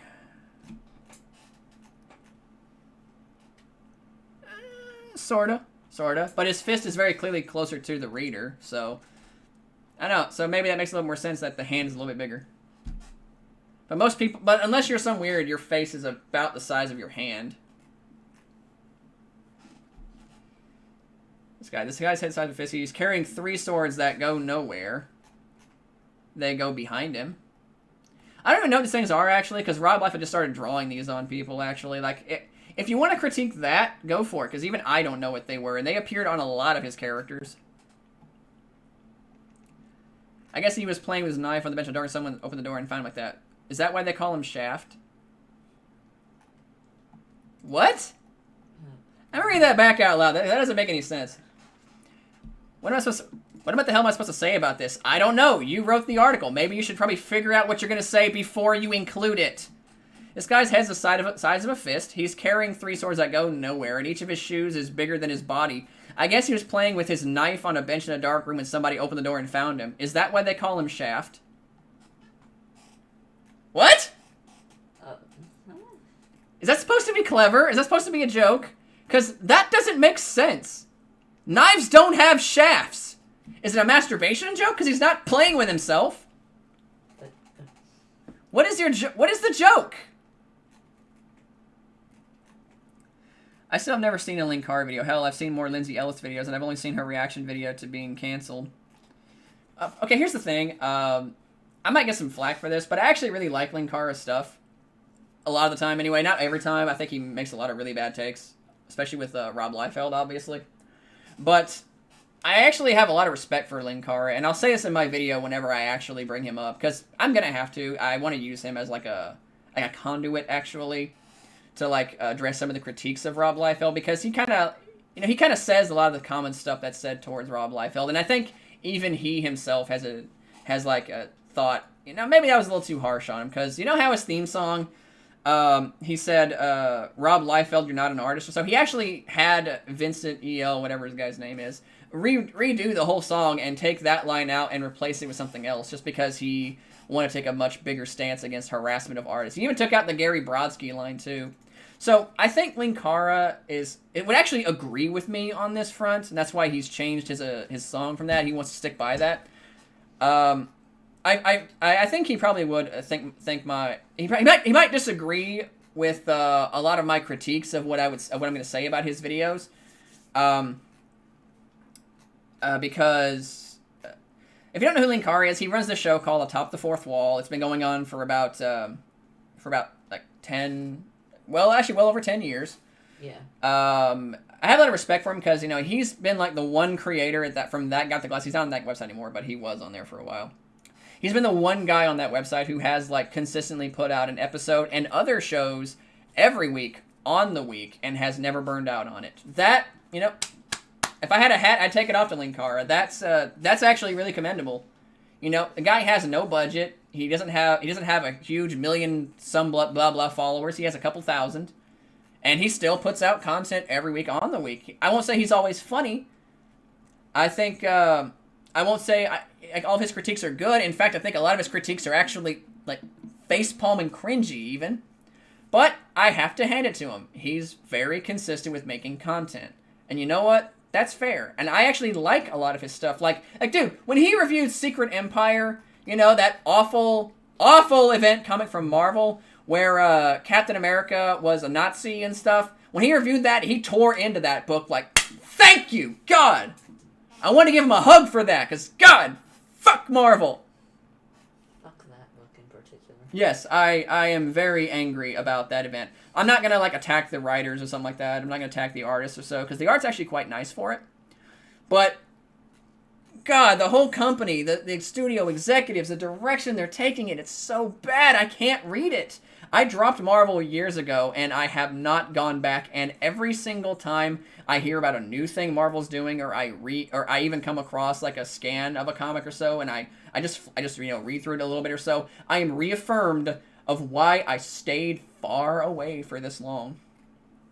But yeah, I don't think Linkar is a bad content maker. I think his reputation is a bit tarnished himself, actually. I don't think it's fair. If he doesn't know his reputation, I won't go into it, but because it's not the point of this video, the point of the stream. But what he says and what he's done or so, I think it's a little too low blowy for my taste. So I don't think it's fun to make fun of, green M&Ms and all that. Don't Google it if you value yourself. But I get it. I get it. I think his bad reputation is a bit undeserved. I mean, the worst thing that he's ever done is some unconfirmed story from somebody who worked at that guy with the glasses. We don't even know who it was. We don't even know if this is actually a truthful story. But yeah, I think that's not a fair critique of his character.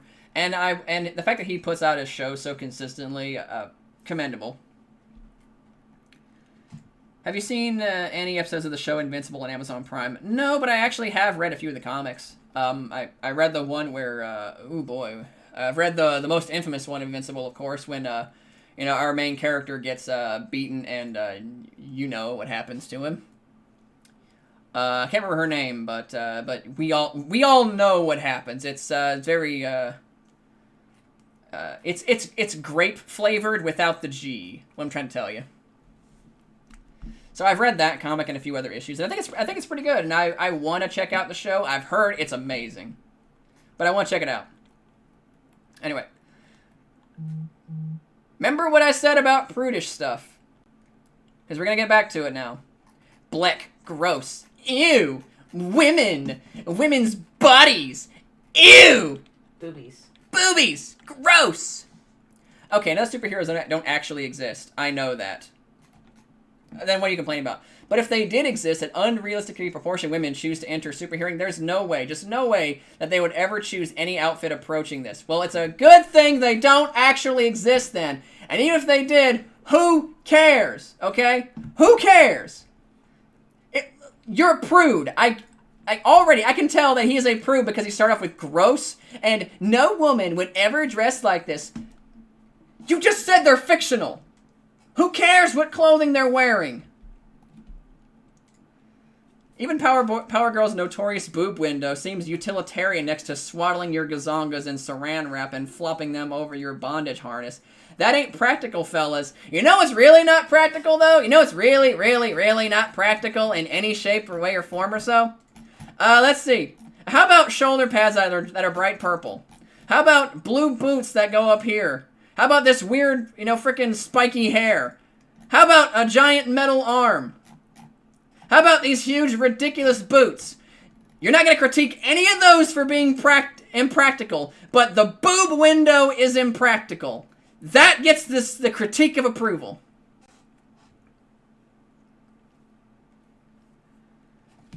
Skin-tight clothing actually does kind of make sense, especially if you're superpowered, though, like how Nicola said here in the chat. It's like, if you're like super strong, why would you want to wear body armor? Like, if my skin is bulletproof, why would I want to wear a flak jacket? I'm already bulletproof, Rob, you don't need to highlight the exact place where the mons pubis become the vaginal opening. Go to hell. Imagine saying this to a guy whom in the last article was drawing huge crotches for dudes. Imagine getting so hyper offended at an artist for drawing a pelvis. This guy can go to hell. Like, that's stupid. I'm only saying go to hell because he told Rob to go to hell for drawing this. He looked at this image, two women standing here, looking imposing and wearing costumes, and then getting offended by it. You're weak, sir. You're weak. Ah, here we go. This is a lovely one. Fucker storyboarded this with chloroform stick-ons, didn't he? Oh, color form stick underneath. Probably the worst fight in the history of comics. I can barely figure out what's happening. So before we continue, let's actually see what's happening, okay? Shatterstar and unnamed red dude, I don't know who he is, are about to face off. That's clearly the by here. Unnamed red dude throws his stick at Shatterstar, who then proceeds to cut it in half. In this confusion, he clearly runs forward, throws a blow at Shatterstar, who evades it. Shatterstar then quickly adjusts his stance and counters. This dude dodges the attack, counters with a punch to Shatterstar's face. Shatterstar then immediately recovers and elbows him in the face, quickly adjusting his stance again, pulling his sword out from behind to try and block any other oncoming attacks to his exposed backside. This stumbles the guy. Shatterstar runs forward to try and capitalize on this stumble, but he fakes him out and then kicks him in the face. But Shatterstar is unfazed by this attack.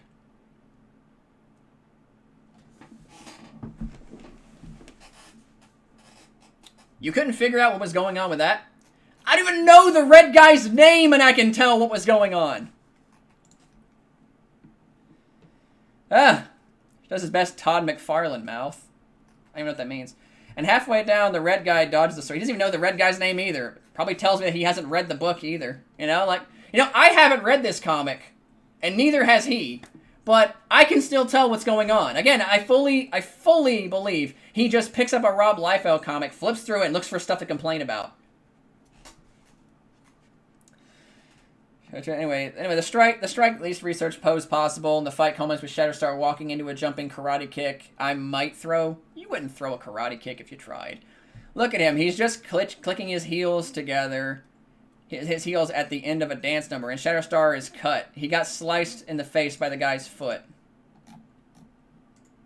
Hey, you know if you actually get popped in the lip, it actually can bust and cut like that, right? You know that, right? Have you ever seen a mixed martial art fight where a guy gets gashed open in the face? Do you know what they call it? They call it a cut! This guy pretends to know what he's talking about, but he doesn't. It's maddening. Oh boy, here we go again. Okay, place your bets, people. I have not read this particular one yet. I skimmed through it earlier, about a couple days ago after I did the first stream. Do you think he's going to complain about the boobs? Place your bets. Is he going to complain about the boobs? Oh god, more boob floppery. Pay me money. Literally, first thing here. Boobs. I'm rolling these 2 pages from the introduction to Lady Deadpool into one entry because they're inseparably bad and we all need to experience the pain together. Yeah, sure. The tiny panel in the upper left is perhaps the debut of the OPS, over the pouch shot. Because there's pouches right here? Now, that's how you do a fucking reveal. Rob Liefeld reveal, chumps. Jesus, get a load of that woman's dimensions. Is your left calf supposed to be slightly thicker than your waist? I submit to you, probably not.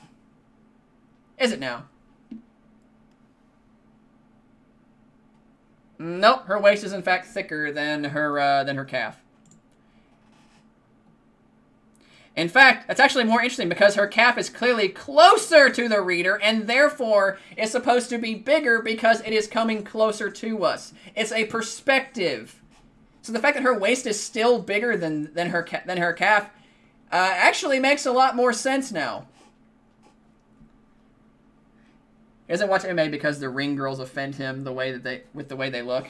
Yes, that, and he probably gets offended by women's mixed martial arts because they all wear bikinis, and he thinks that women can't actually fight in bikinis. Yeah, I never tired of that. They always say women wouldn't actually fight half naked, you know? Like, I hear that a lot with Mortal Kombat. Why are the women wear half naked while the men get hyper elaborate armor, even though a lot of the men are half naked too, but, you know, go off, I guess. But they all say women wouldn't actually wear battle bikinis. Yeah, tell that to Sonya Blade's freaking voice actress. It's like, just let people design what they want. Yeah, like tell that to freaking Sonya Blade here. You know, I'm pretty sure she knows what it's like to wear like actual combat gear for fist fighting. Are there KOF comics? Yes, there is in fact a King of Fighters manga, and it's good. Here, we'll approach some of this now. Yeah, there's a King of Fighters manga. You should check it out. The art is incredible. Like, the art is really, really good. Just look at this. This is beautiful stuff. Yeah, I highly recommend you check out the King of Fighters manga if you haven't yet. It's really damn good. The female form is beautiful and badass. And this is coming from a woman. I agree, the female form is in fact beautiful and badass. We should stop shying away from the female form. We need to stop thinking that that by covering up a woman's like boobs and crotch and stuff, that we're suddenly empowering them. That doesn't make any sense. Damn, you type fast. I get told that a lot, actually. Like, hang on. Here, I actually do like a little typing test just for shits and giggles, just because it's fun. Let's see, what's a good typing one, you know? Yeah, sure, let's do a 1 minute typing test, okay? Okay. Oh.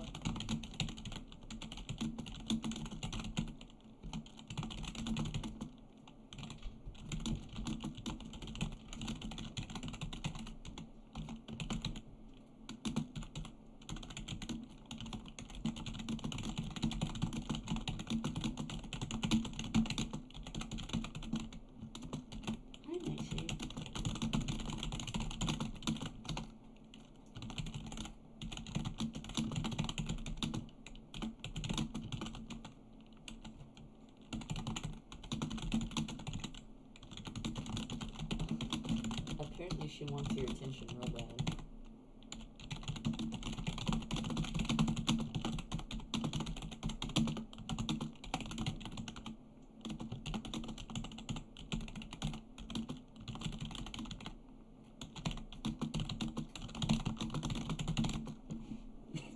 Yeah, some typos there and stuff, but I thought it would be fun, you know? But yeah, that's 70 words per minute with 95% accurate. Not too bad. Not too bad.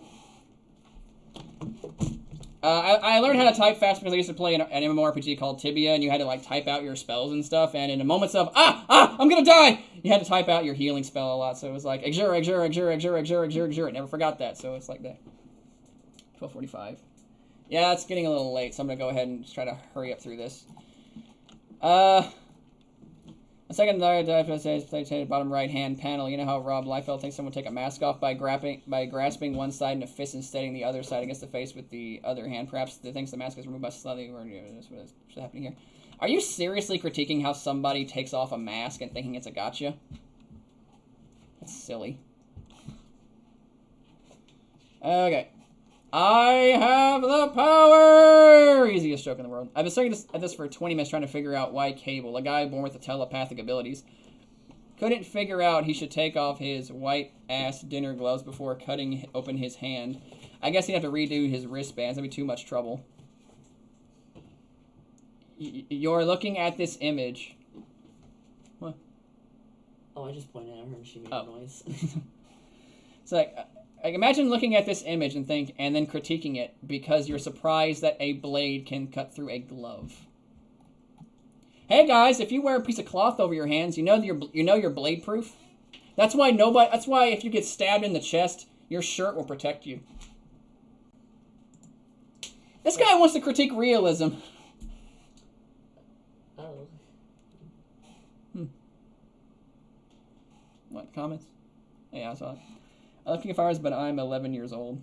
Probably should not be watching my stream then, dude, to be honest with you. I don't make content for kids. But you love King of Fighters, so you know you're on the right track. You're on the right track at least. So you know, just play King of Fighters. You know.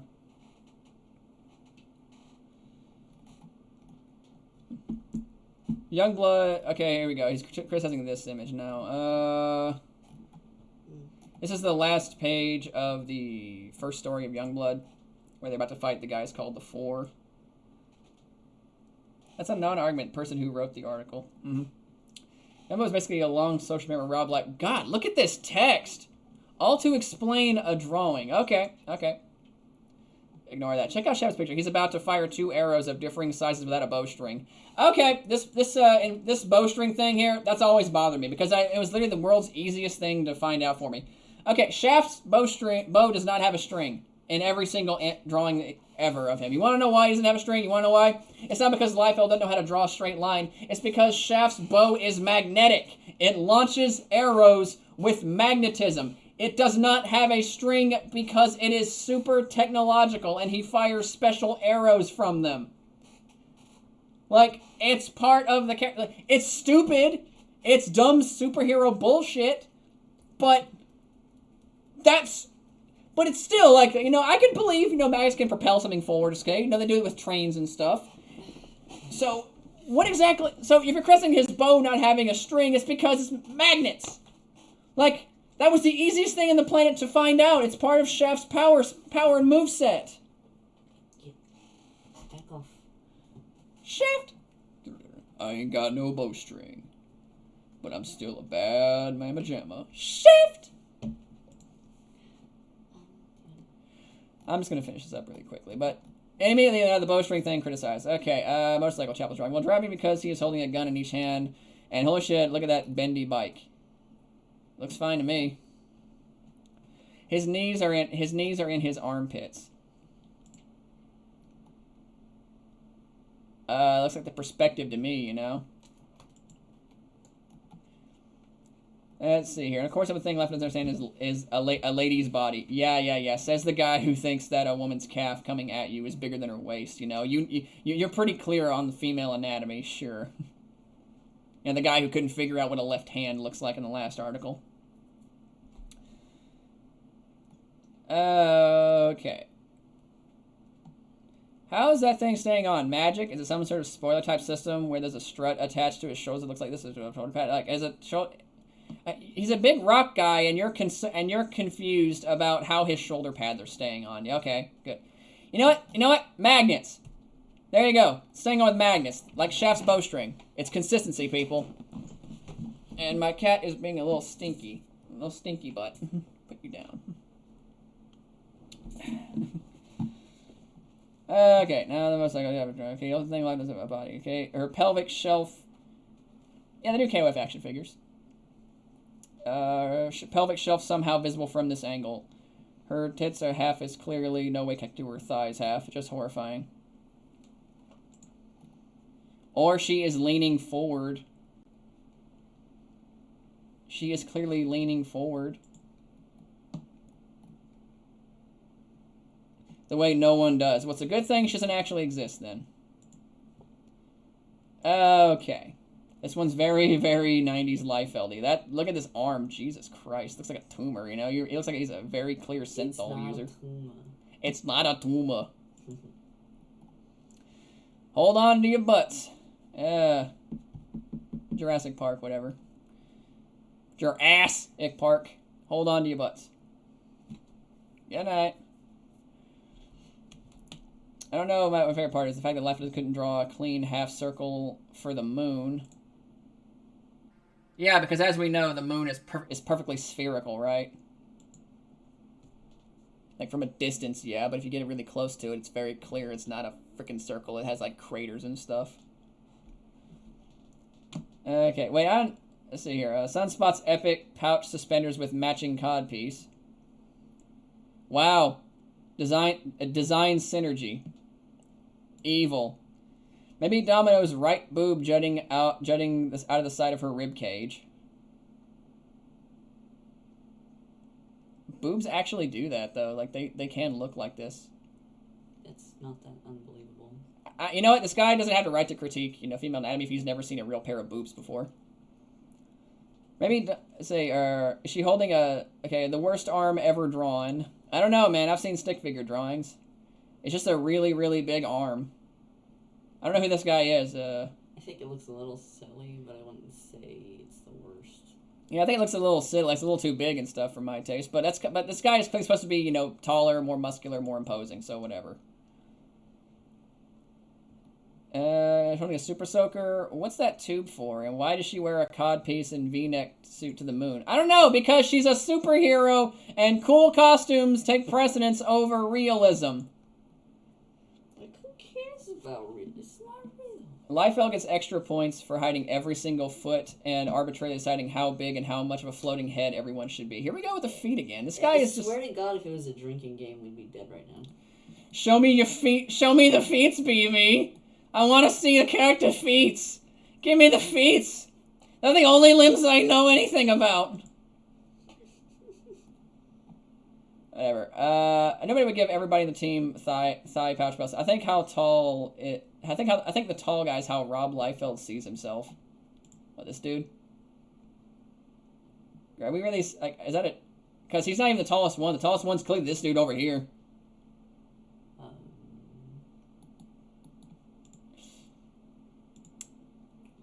Does he think that Rob Liefeld views himself as a big gray blob or the dude with the massive bicep? You figure it out. Unless you're a guy who's seen a girl, or you're a critique of female anatomy guy who wrote this. See, unless you're a guy who's seen a girl or you're a girl yourself, you don't have the right to critique female anatomy. Guy who wrote this. One of Liefeld's older pieces. I guess he had to really, really peel through his old comics looking for something to critique, you know? This is probably one of the only type of Liefeld fashion that would ever, that even he would be embarrassed drawing in 2012. Off-the-shoulder flash dance style spandex unitard over which is worn bright orange gauntleted gloves and pants that look like he's late to the potato sack race. He's fighting a guy... The Vulture, yeah. He's fighting the Vulture, who wears a bright green suit with a feathered collar with wings attached to the arms, whose power is that he ages and de-ages rapidly.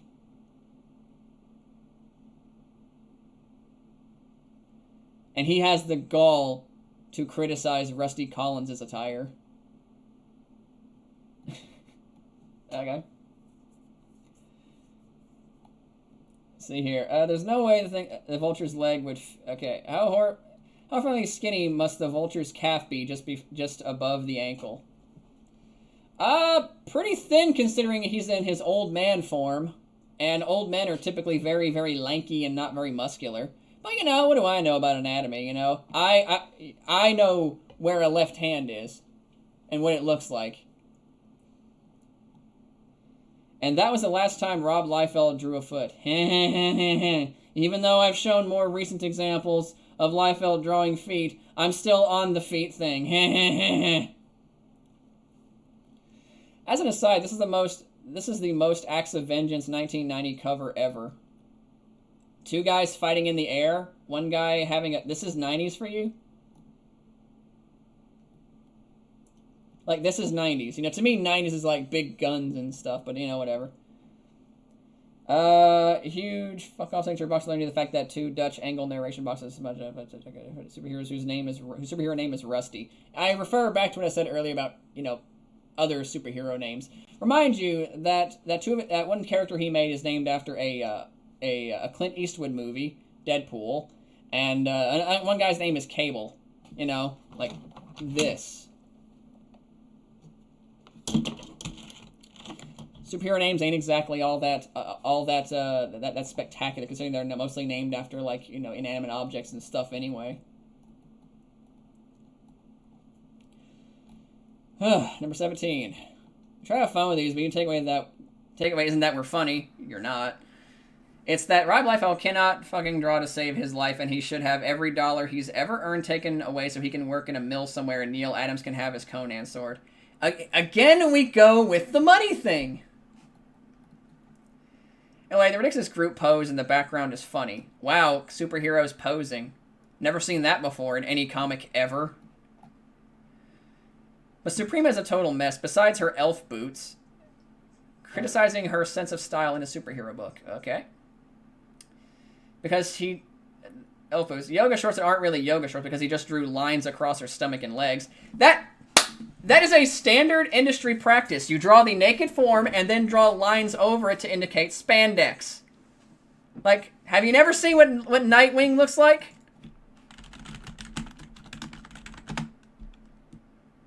Like, oh yeah, you know, like, clearly everybody who wears spandex has visible muscles through it, not looking entirely ridiculous, you know?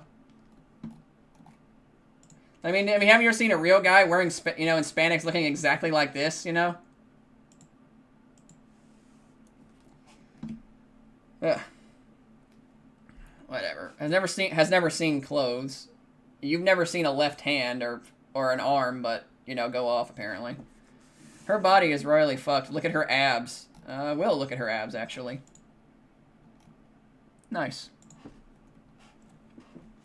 I think Rob starts to drawing women from behind with their backs, and he just blanks on what his stomach looks like. It looks fine to me, dude. Looks like abdominal muscles. Worst part is her right bicep. Her upper arm is just a thigh with a forearm. No, it's a bicep. You ever seen a bicep, dude? I'm gonna skip. Get past it. Ah! Ah, yes, I remember this one. I read it when I skimmed through it. Hey, everybody, guess what he's gonna blow a freaking tissy about? What do you think he's gonna draw? If you said the sword, wrong. If you said the boobs, wrong. He's gonna blow a gasket about this part right here. More regex goodness for you here. Wait, no, not goodness. What's the word? Oh yeah, bleck. Well done, Robbie. Find it. You went ahead and drew a vagina. That's the labia majora. Well done. I guarantee he had to Google that. Imagine if you will. Looking at this image and getting offended by a line right here. He's offended by that, but he forgot in his previous article and all the other articles how impossibly muscular the men are, and added onto it how many big bulges exist on the male characters. All which have these big lines that go directly to their crotch. But this one little line right here, this one, that's too far. That is too far for this guy. Way too far. Honey, can you believe this? Oh no, boobs, wah. Boobs! And a vagina! I don't know why, it's just like...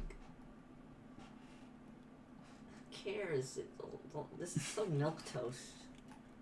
He draw a vagina! My god. My god! You know what? Cancel this man immediately. Steal all his money. Whatever. Cancel Liefeld. Steal his money. He drew a vagina. And then a pussy!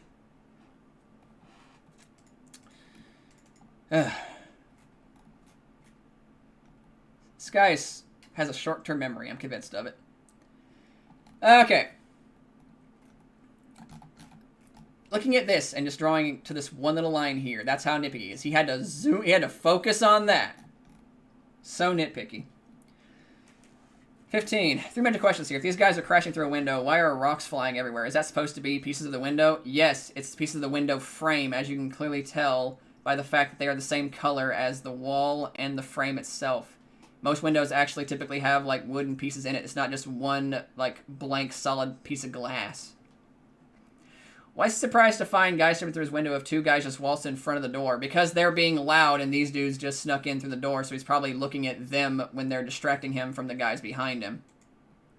Window guys don't need to do much. Somebody's already broken the guy's index fingers and big toes. Holy shit, look at those things. He's got a thumb for a toe. Which finger? You know what's funny to me? Like, here we go with this dude's limb critiques again, and he thinks that people's toes can't do that. My toes can do that, for crying out loud. What is with this dude in bad now, you know what? He's done it. He's done it. He has moved from hands to arms to legs and now to feet. And no nipples. He is a minute ago, he was getting mad at Liefeld for drawing a line on a crotch, and now he is mad because Liefeld did not draw a pair of nipples. Here we go. Is he gonna blow a gasket about her pose? Is he gonna blow a gasket about how she's so sexualized? Nah. Look at Rob's gross regex, whatever the fuck. Benny swords and full finger. Look at I don't know, Thongarella. You know, if you actually read the book, you could probably name this character. Here you can notice his refusal to redraw anything that conflicts with anything else that extends basically every part of the cover. Her left hand is not really attached to her wrist. Yes, it is. I will bet any sum that let's see. I'm gonna assume that the bloody axe on the right hand side of the image is meant to be part of her sword. It looks like it's a different type of metal, you know, different color and everything. Nobody made this character meant to be sitting on that adorned pillar, or she's backing up against it. It looks like a pillar to me. He didn't redraw the rest of it behind her. Okay, if you want to critique that, that's fine. As you see, it's not going up. Or maybe it's the thing that she's actually sitting on the edge of. I don't know. I don't know. I haven't read the comic, but then again, neither have you. Rob never having met a woman in real life before. Oh, that's funny considering the earlier critiques he was making.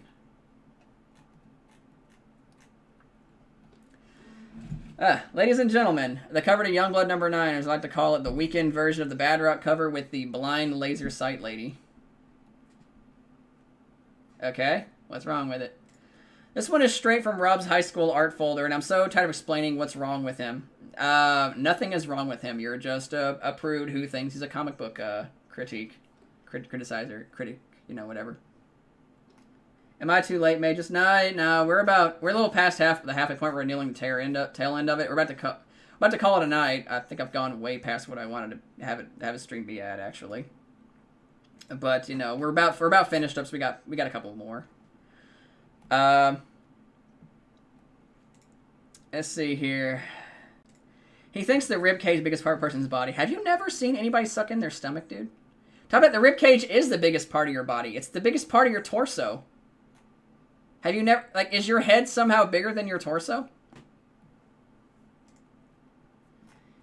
She's supposed to be slipping off Badrock's hand. Or she's sitting on his hand at an angle. Like his hand is doing this and she's just kind of sitting on it. Let's see here. That doesn't really seem to be consistent with previously established proportions. What, Badrock's body? No, like him being that tall. It's probably perspective. It's probably perspective, the fact that we can't see, like, you know, below his calf and stuff like that. It probably, like, unless this woman's a little bit shorter or so, Badrock might be a little taller in this one than he usually is, because usually women go up to about his chest area, and this one's a little shorter than that. But then again, she is bending her legs and stuff, so maybe she's a little shorter, so who knows. I can't say for sure, but maybe the proportions on Badrock are a little off on this one, but that's not what he brings up. Like, two ladies, and they're wearing bikinis, and their boobies are so big, and they're choking the ladies to death, and nobody has shoulders. What's this? What's that? What's this? What's that? What's this? What's that? They're all shoulders. And a monster is there. It's Badrock. Also, pretty sure Badrock has the inside of a bicycle wheel as his neck muscles. Or he's a rock person whose anatomy makes sense for rock people. Shrink. Here we go. At some point, Rob put out a series of comics called Shrink that were his super sad and gross attempt at a single panel comic strip. Shrink. Get it? Because a psychiatrist who is also sometimes superhero. Shrink. Awesome comics. You know what's funny? He brings up the fact that this dude has, like, big bulge down here and stuff, but he is not, in fact, like going off about his freaking, like, manhood front and present, you know? He just kind of likes, it's a dick. Gross. First, it's not instead like, you drew a vagina. You should be killed, Rob Liefeld. You need to die and stuff. This one's like, ugh, he drew a stupid package on a superhero who shrinks.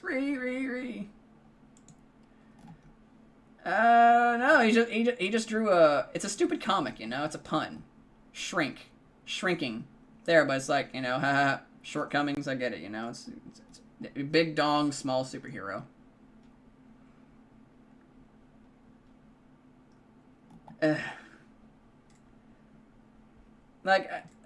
Is he getting equally mad over this image of this dude's, like, giant bulge as he was versus this chick's, vagina line? Like, is he getting that equally mad about it or so? I don't think he is. It feels like he just kind of, like, put this here as a joke. Like, this is a joke comic, and the other one was, like, an actual, like, comic he was trying to tell and stuff. But, see, he just got offended because, you know, he happened to draw this little line right here.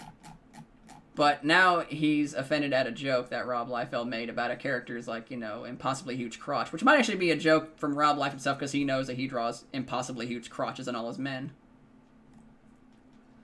Ugh. How does Rob Liefeld draw short people? By refusing to draw the lower bottom half of their legs. He also draws tall people this way. Look at Badrock's feet. Look at them. Man, what's with this guy in feet? It's interesting to me that he's also like, Rob Liefeld never drew feet again, but now he's like, it's clearly a more recent drawing. Look at the feet! Okay, here we go. Die Hard's leg is in front of fake Domino's because he's standing in front of her. There's no way to there's no way to properly size these people up, especially when they're standing on nothing. Oh, and that's not also the part of the picture. See the gentleman guy on the left? His name is Night Saber. Night Saber.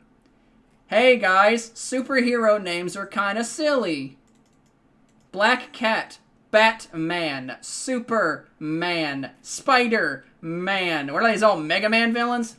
Mega Man while we're at it. Imagine critiquing a drawing too for what the character's name is. You know what? I don't like characters named Abby or Abigail. That's why their drawings are bad now.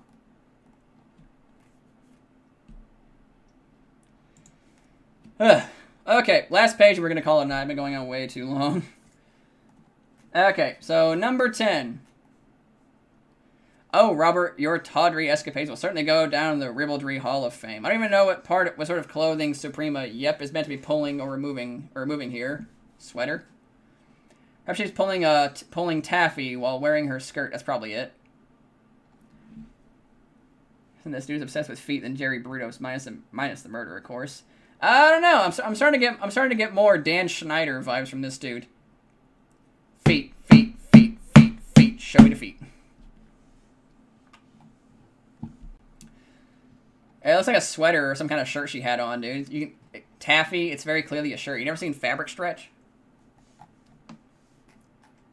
See, if I were Suprema, I would never stop screaming. I'd probably get my front spine checked out, as well as my broken clavicle and my extremely narrow set of abs between two of my larger sets of abs, because that's probably a hernia. I mean, have you never seen a pair of abdominal muscles, dude? They all look kind of different from people. Like, again, I know this dude likes to pretend because he actually throws out like anatomical terms for vagina, because of course you would know that. But he clearly doesn't know anything else about anatomy. Like, have you never seen a woman with abs?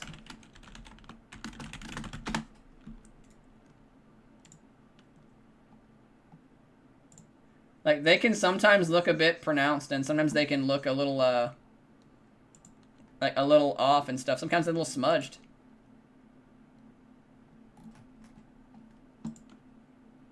Like, we critiquing at this looks a little odd, you know? That's ridiculous. Like, it's a woman with abs, you know? I know that might be, you know, I don't want to say it's intimidating him and stuff, but it's not a pair of feet, dude. Get over it. Okay. Captain America's shield is lens flaring in the rain at night. What? That's me critiquing. The lens flares. Maybe there's a light behind him. I don't know. It's a cover. It's supposed to look dynamic. Crossbones is at least it's our cap from the front. You can't even tell. Say, I don't know why Captain America gave such a Ren and Stimpy ass, but there you go. The ass is covered up by the freaking barcode. Yeah, so let me get this straight. You know, he can somehow discern what the shape and curvature of Captain America's ass, you know, America's ass, you know, insert Avengers joke here.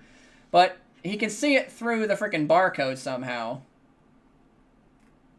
God, like, I would love to argue with this guy, but unlike him, I don't have superpowers of being able to see past barcodes, you know? I'm at a disadvantage here. I don't know what his ass looks like for the most part. So the difference between kneecaps and the backs of people's heads when he draws them. if you think this looks like a kneecap, you need to have your eyes checked out, dude. Apparently, he traded the ability to see through barcodes for his ability to know what a kneecap looks like, and feet, and hands, and legs, and arms. This is just awful. Crossbow's at least 12 feet tall and has a skull-themed pouch belt where he keeps his crossbones. I don't get it. And around his waist, another around his thigh. And he is wearing white dinner gloves. What is with Liefeld and white gloves? I don't... Dude, I don't know. Why don't you ask that for Disney? Like, you're critiquing... Now he's critiquing the color of gloves that some characters Liefeld wears. When he clearly has Captain America on the cover who has red gloves.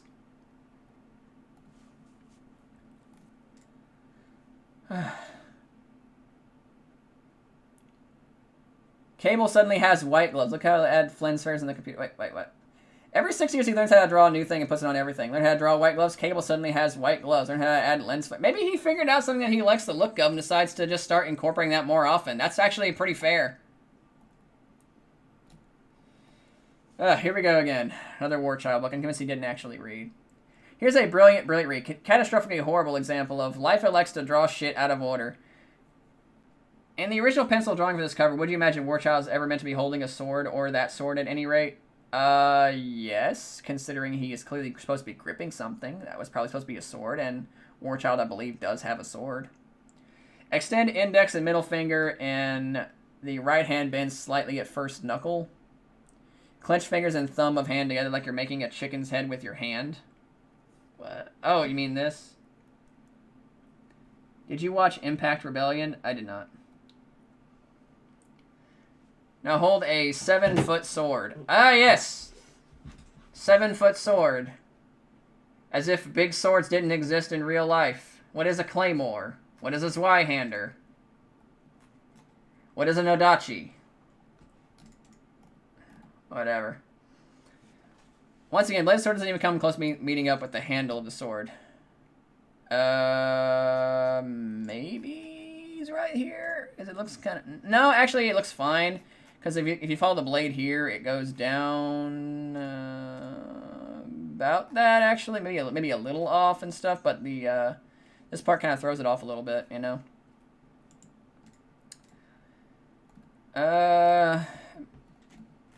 Let's see here. Oh, with the blood in that guy's mouth in the background. I can't believe Raphael never invented an edgy version of Spider-Man called Bloodweb.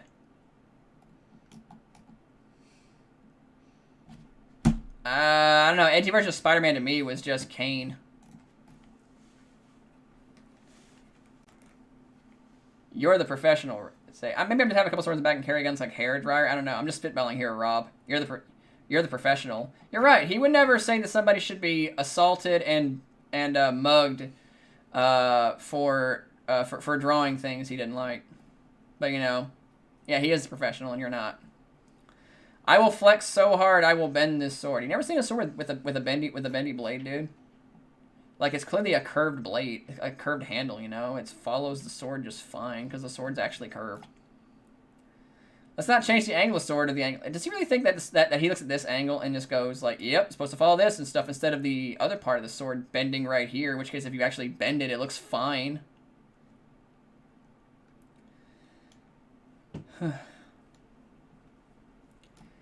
If he's actually complaining about the musculature, it's like, you know what, he's gonna complain about like spandex and stuff earlier. How come he's not complaining about it right here? We can clearly see every bit of every muscle on Shatterstar's body or so through spandex and stuff, even though he's got a popped collar here. You know, you're not gonna criticize that, are we? You're gonna criticize it for the female characters, but not for the male characters, okay? Okay, I guess, you know, double standards are important. If it weren't for double standards, they'd have no standards. Aha, yes. Hello, hi, my name is Rob Liefeld. For Halloween, I'm dressing up as Jay Lee. Why is the text in this one so much smaller than the other one? Look at this.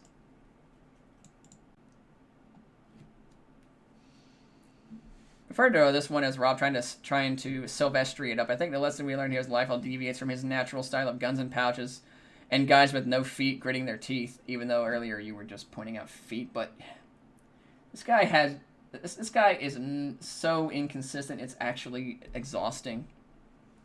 I think he can draw the dogs from from Ghostbusters. Just call him Vince, Clortho, and Zool. We know them. You think he would have at least put Shadowhawk on a black background, but I guess that ruins his shitty comic book Terry Richardson.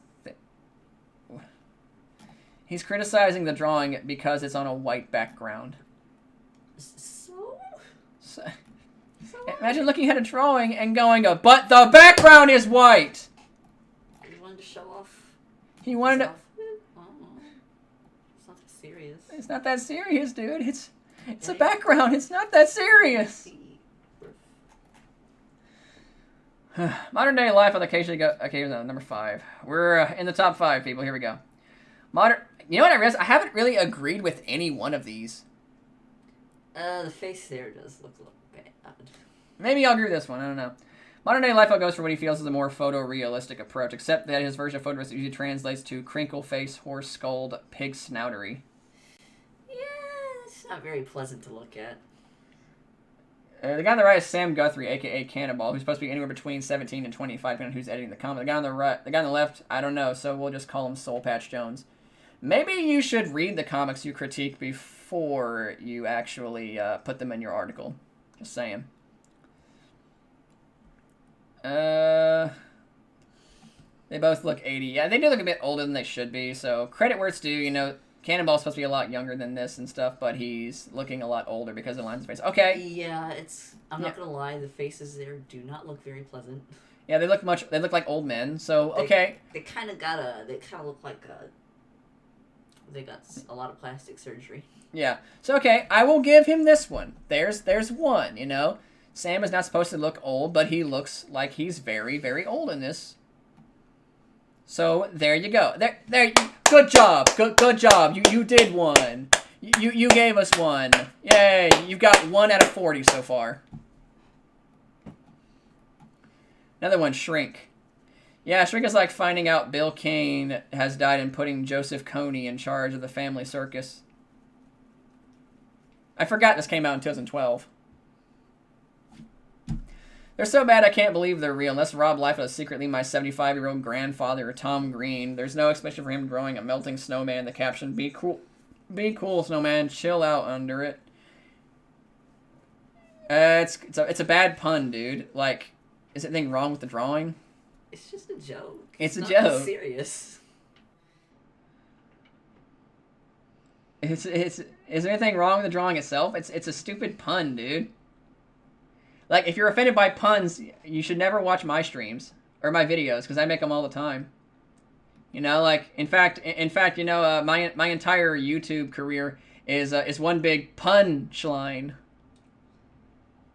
Okay. All right. Yeah. She has to put up with this every day. God is not benevolent. I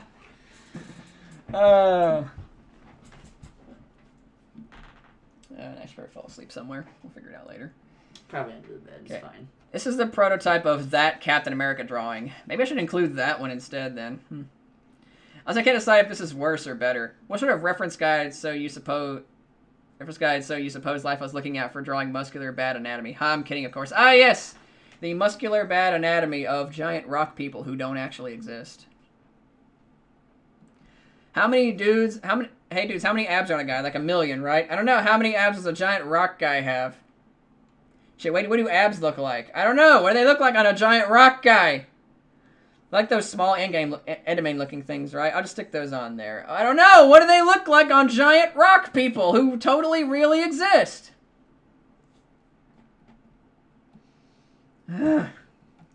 He is criticizing how Rob Liefeld draws an inhuman rock monster and the shape of his muscles.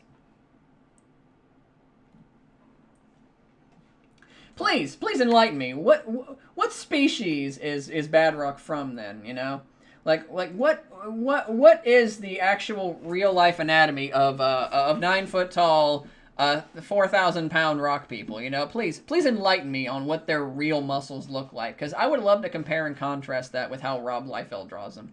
You know, it's very important we know this, you know, for scientific purposes. I can't with this. Undercase I! I can't with this. This man is in his 30s when he wrote this. Oh my god. I can't with this, guys. Like, oh my god, it's so problematic. I can't. Oh my god, I can't. Wow, I. Bitch, what? Speak! Spit it the fuck out!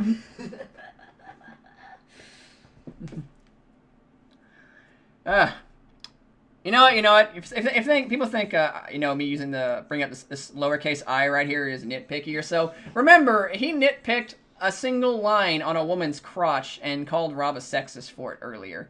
He didn't use those words specifically, but we all know that's what he was implying. He is sexist for drawing a line. In the first panel, Wolverine looks like he was drawn by Kate Beaton as a joke. I've already typed lens flare so much in this post. Lens flare on the metallic claws of Wolverine makes sense because he is in the daylight. It's like, why wouldn't you, like, give it a shiny effect? Yeah, as much as I want to literally vomit. I can't even begin to explain away the it's small, so I'll half-ass it qualities of the bottom two panels. He's just drawing one of the 10 poses he knows, coloring in a background or not, and sending it to the press. And he did pick by the feet, too. He did. What's wrong with this? Wolverine jumps on a monster, kills it, and then he gets grabbed by another monster and saved by a cannibal. With Liefeld's legs is that he's compelled by Christ or whoever to draw them hyper-musculously, don't look like normal standing or jumping or walking, so he's got to find ways for characters to stand with one leg straight and or out in front of them to bend their knees and jam their heels in the crotches or hide legs completely. And then Cannonball shows up and he doesn't even have legs. Page done. Like, you are too, like, offensive. Like, don't be, like, rude and, like, bigoted. Like, oh my gosh! I can't with this. It's, like, so bigoted, offensive. Literally dying. Literally dying. I can't even. Oh my god, oh my god, oh my god. Looks fine to me. He says that people can't, like, he doesn't know how to draw legs and stuff. Like, I know this dude's obsessed with feet, but he has to understand that they're attached to stuff, right? Unless he's like the Yoshikage Kira of feet. Oh, no. Oh, no. You think he's gonna, like, carry around, like, a severed foot in, like, a little, like, plastic bag or something like that? And suck on the toes. Sit there, suck on the toes? That's gross. That is very gross, yes. I'm gonna get that image out of my mind. This page is not badly drawn. There's nothing wrong with it. The characters are anatomically correct. Well, it's very dynamic. Wolverine slicing a big monster, then he gets grabbed by another one and saved by Cannonball. There's nothing wrong with it. There is nothing wrong with this image. There's Wolverine does this pose all the time in other artist illustrations. There's nothing wrong with it. But he put it at number 2. According to him, this is the second worst drawing he's ever done as of 2012.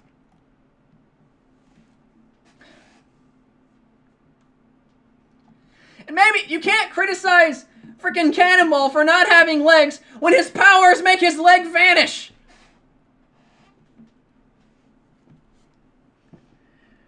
What do you think would have happened to Kira if he didn't die? I think he may have been on death row for a while until he was executed.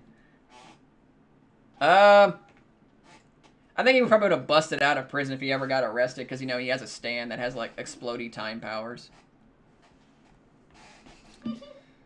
Okay, so I will agree with him on this one. I've actually read this issue of Youngblood, and this does actually physically hurt my eyes, so I'll keep it open the tab right here, but we will concede this one. We will give him a second one, because I will personally, I disagree with some of his reasons here, because I'm already, like, glancing through them with my mind. I will agree that a lot of what's going on in this page is bad, but it's not for the reasons he says. This is the mother lode, the perfect storm of every Rob Liefeld criticism, all sitting there in a jumble of tumorous musculature. You've got the tiny feet, the hidden feet, the people balancing on their tiptoes because drawing is hard. People can stand on their tiptoes, dude. What's your problem? The awkward chest and ass thrust out as hard as possible in opposite directions at all times poses, because people can actually do that. The inconsistent perspectives and sizing where everyone is either 20 feet tall or 5 feet tall. The entirety of the reality is in flux. Oh my god, what is happening? I can't feel my face. Oh my god, oh my god, oh my god. I can't feel my face, guys. I literally can't even. Because it's so odd. Get it? I can't even. Math. The real crux of this piece is Troll Liefeld took Wolverine's head and slapped it on Puck's body and then gave him hooves and then filled him with horse steroids and blah, blah, blah, blah, blah. And here we have the dumbest critique. See a lady sitting on tips of no reason. Her name is Silence. Silence. No further comments. He is Silence. Ah, yes, Silence. The pinnacle. Say, let's critique another character's name because writing jokes is hard. If you can't actually make a joke or an actual critique, just say a word and then repeat it over and over again. Hey guys, I'm gonna do the same thing. Bill Handstock. Hey guys! Bill Handstock! Gosh. I think you should call it here. But honey! Bill Handstock! See what I mean? It's not funny just because I say it louder. It's because it wasn't funny in the first place. Yeah. Okay. I'll explain. I'll pull this drawing up and actually be able to take a look at it. I'll explain why it's bad. Oh, God, those colors. It's the colors that kill me. It is way too bright. Let me zoom out a little bit. Okay. The colors are way too bright. I think Troll's anatomy is weird. I know he's a shorter guy, but he's never had a neck that looks like that before.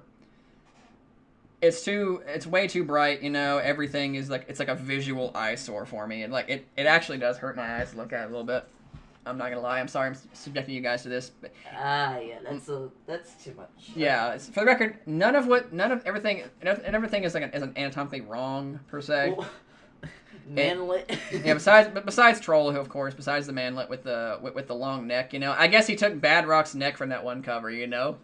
He stole his neck. He wanted to be the manlet with the neck representation. Yeah. What's funny is he's drawn right here and stuff like that when he actually doesn't have much of a neck and it looks a lot better. Finally, a comic for me. I'm sorry, that just... Finally, a comic for me! But yeah, but look, the only thing wrong with this image, if you ask me, is the coloring. Everything else is fine. The big robots, okay, they're fine. The muscular dudes, that's fine. The tiny feet, you know, it's whatever. It's how Liefeld draws feet. I'm not going to get offended by it. You know, the big muscles, the posing and stuff, it's fine, you know. I like JoJo's Bizarre Adventure. I kind of have to come with the territory that everybody poses, you know. This is fine, too. Everything is fine, anatomically speaking, except for Troll's really ridiculously long neck. If his neck was squished down a little bit, it would probably look fine, too. The only thing I would criticize this image for is the coloring. It is way too bright. It is way too, it's way too hard to look at, actually, because the color balance is just, it's all place. Your mind actually physically can't focus on what's going on because there's too many colors. They're all in a brighter shade or so, and it just doesn't work, you know. The coloring is ultimately what threw it off. I don't know if that was Rob Liefeld's choice, if that was a printing choice, if that was the inker, the colorist choice. I don't know. I haven't read the credits for that book. I have read that actual comic. I believe it's I want to say Youngblood number 8.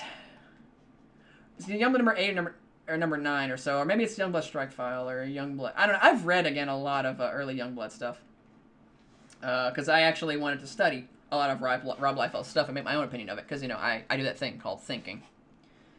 But I will concede this drawing is bad, but not for the reasons he listed. If somebody was to take this image and then redo the colors to make it a little bit darker, less harsh on the eyes, it'd probably look a lot better. Yeah, it might look better, though.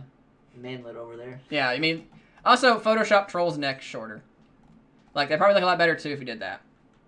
Other than that, the drawing is fine. So but I will concede. I will give him 2 out of 40 on this one. 2 out of 40. Because one drawing was actually, you know, it made them look way too old. And they looked kind of scary. They look kind of scary. We're not supposed to. I don't know about goatee guy, but I don't know about him either. Maybe he's supposed to look scary. But either way, they both look like they're Clint Eastwood from different eras. And this one, the coloring is wrong. But even if he did say it was wrong, it was a bad drawing for the wrong reasons or so, I will still concede, because for a while that was in fact the worst drawing of Rob Liefeld I ever saw, but only for the coloring. So that's 40 more of the worst Rob Liefeld drawings ever.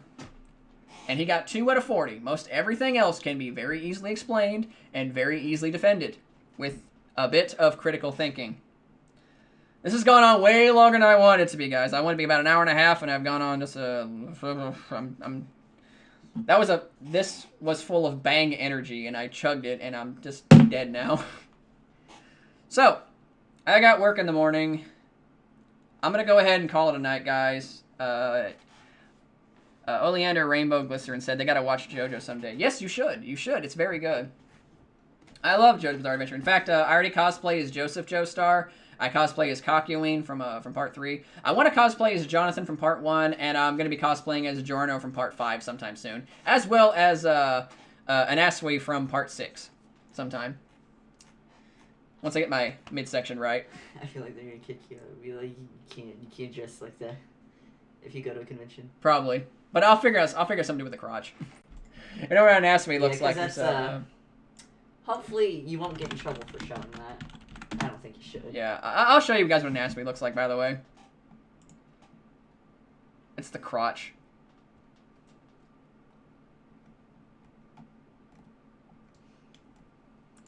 I feel like probably do something like this or so, like like have that. Maybe it'll be a little bit longer, you know. Or better, just have it like this, you know. I'll like wear pants, you know. I'll wear white pants and like a bit of a blue skirt over or something like that. What do you think? That might have to do. Yeah, that would do. But yeah, I do watch some JoJo. It's very good. I love it. So watch JoJo. And by the way, like I said in the previous stream or so, Rob Liefeld gets so much shit from people online every day. I don't think it's fair. I don't think it's cool. Is he the world's greatest artist? No, I would never call him the world's greatest artist. In fact, I think even he would not call himself the world's greatest artist. I don't think even he would place himself in the top 10, top 20, top 100. I think he's just a guy who likes to draw comic books. I think he's a guy who, you mean Poison from Final Fight? Because Poison's from Final Fight. Or is there a Poison in Streets of Rage? I don't know. I'm too tired to get into that. I like Streets of Rage and Final Fight. But anyway, so Rob Liefeld is just a guy who does honest superhero books. I think he gets way too much hate from people. And I think you should all like check out some of his comics, you know? Like genuinely, like, you know, like don't just listen to me, like, you know, defend his work from people who think they know anatomy and are obsessed with feet. Just check out his comics books, you know? Like if you don't want to read them, you know, find scans of them or something like that, or maybe go to, you know, he has a shit ton of books published already. You can probably check out your local comic book store, and you don't have to buy them. You can probably just flip through them. They'll probably let you do that. Like, check out a few trades if you can find them or so like that. You know, make up your own opinion of them or so. You know, don't let the constant badgering of the guy like affect your mind. Make it up yourself. You know. Like I did that, and I've always been looking at Rob Liefeld's work with an open mind, and I think it's very, very honest. He likes to draw bulky superheroes. He's very cheesecakey and stuff, but that's what I like. I like honest, cheesecakey, superhero, bulky comics. It's fine. In fact, knowing my taste in books, I'm surprised I actually hated Rob Liefeld at all. I was like, you know, I'd probably really enjoy this if I actually, you know, came with open mind. And guess what? I did read a bunch of Rob Liefeld books, and I like them. I love X-Force. I love his run on X-Force. It's great. But yeah. Thanks for stopping by, guys. I'm going to call it a night. I've been going on way too long. 2.5 hours when I wanted to go an hour and a half. I'm very bad at time management. But thank you all for stopping by. Have a good night. And, yes, there is, by the way, one more article of this.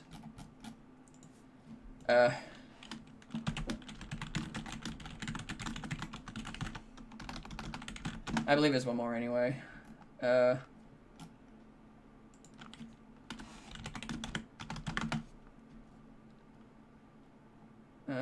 Is it? Is there part 3?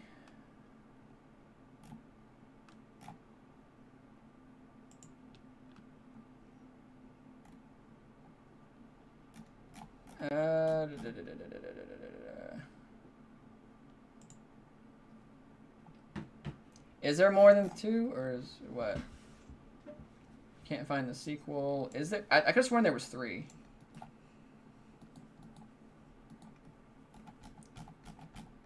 Maybe there's just 2. I don't know. I mean, if that's 2, great, because it's actually kind of exhausting, but you know. Let me find out here. I could have sworn there was 3. Oh, there was only 2. I misheard. There was only 2. Okay. So if we ever do another Defense of Rob Liefeld stream, I may have to go over some like general critiques of his that I find somewhere else. If I do another one. But I'm still working on a video, like an actual full-length like video or so of my defense for Rob Liefeld, like actually like written, edited, and stuff, not a stream. So keep an eye out for that somewhere down the road. It's still being worked on. But thank you guys for checking this out. I just realized the monetization was off the entire time, but anyway, I'll just turn that back on. Whatever. 2 hours of non-monetization. It's not a big deal to me. I don't get many views anyway. Probably get like a couple cents, but so what? Thank you guys for stopping by. Peace out.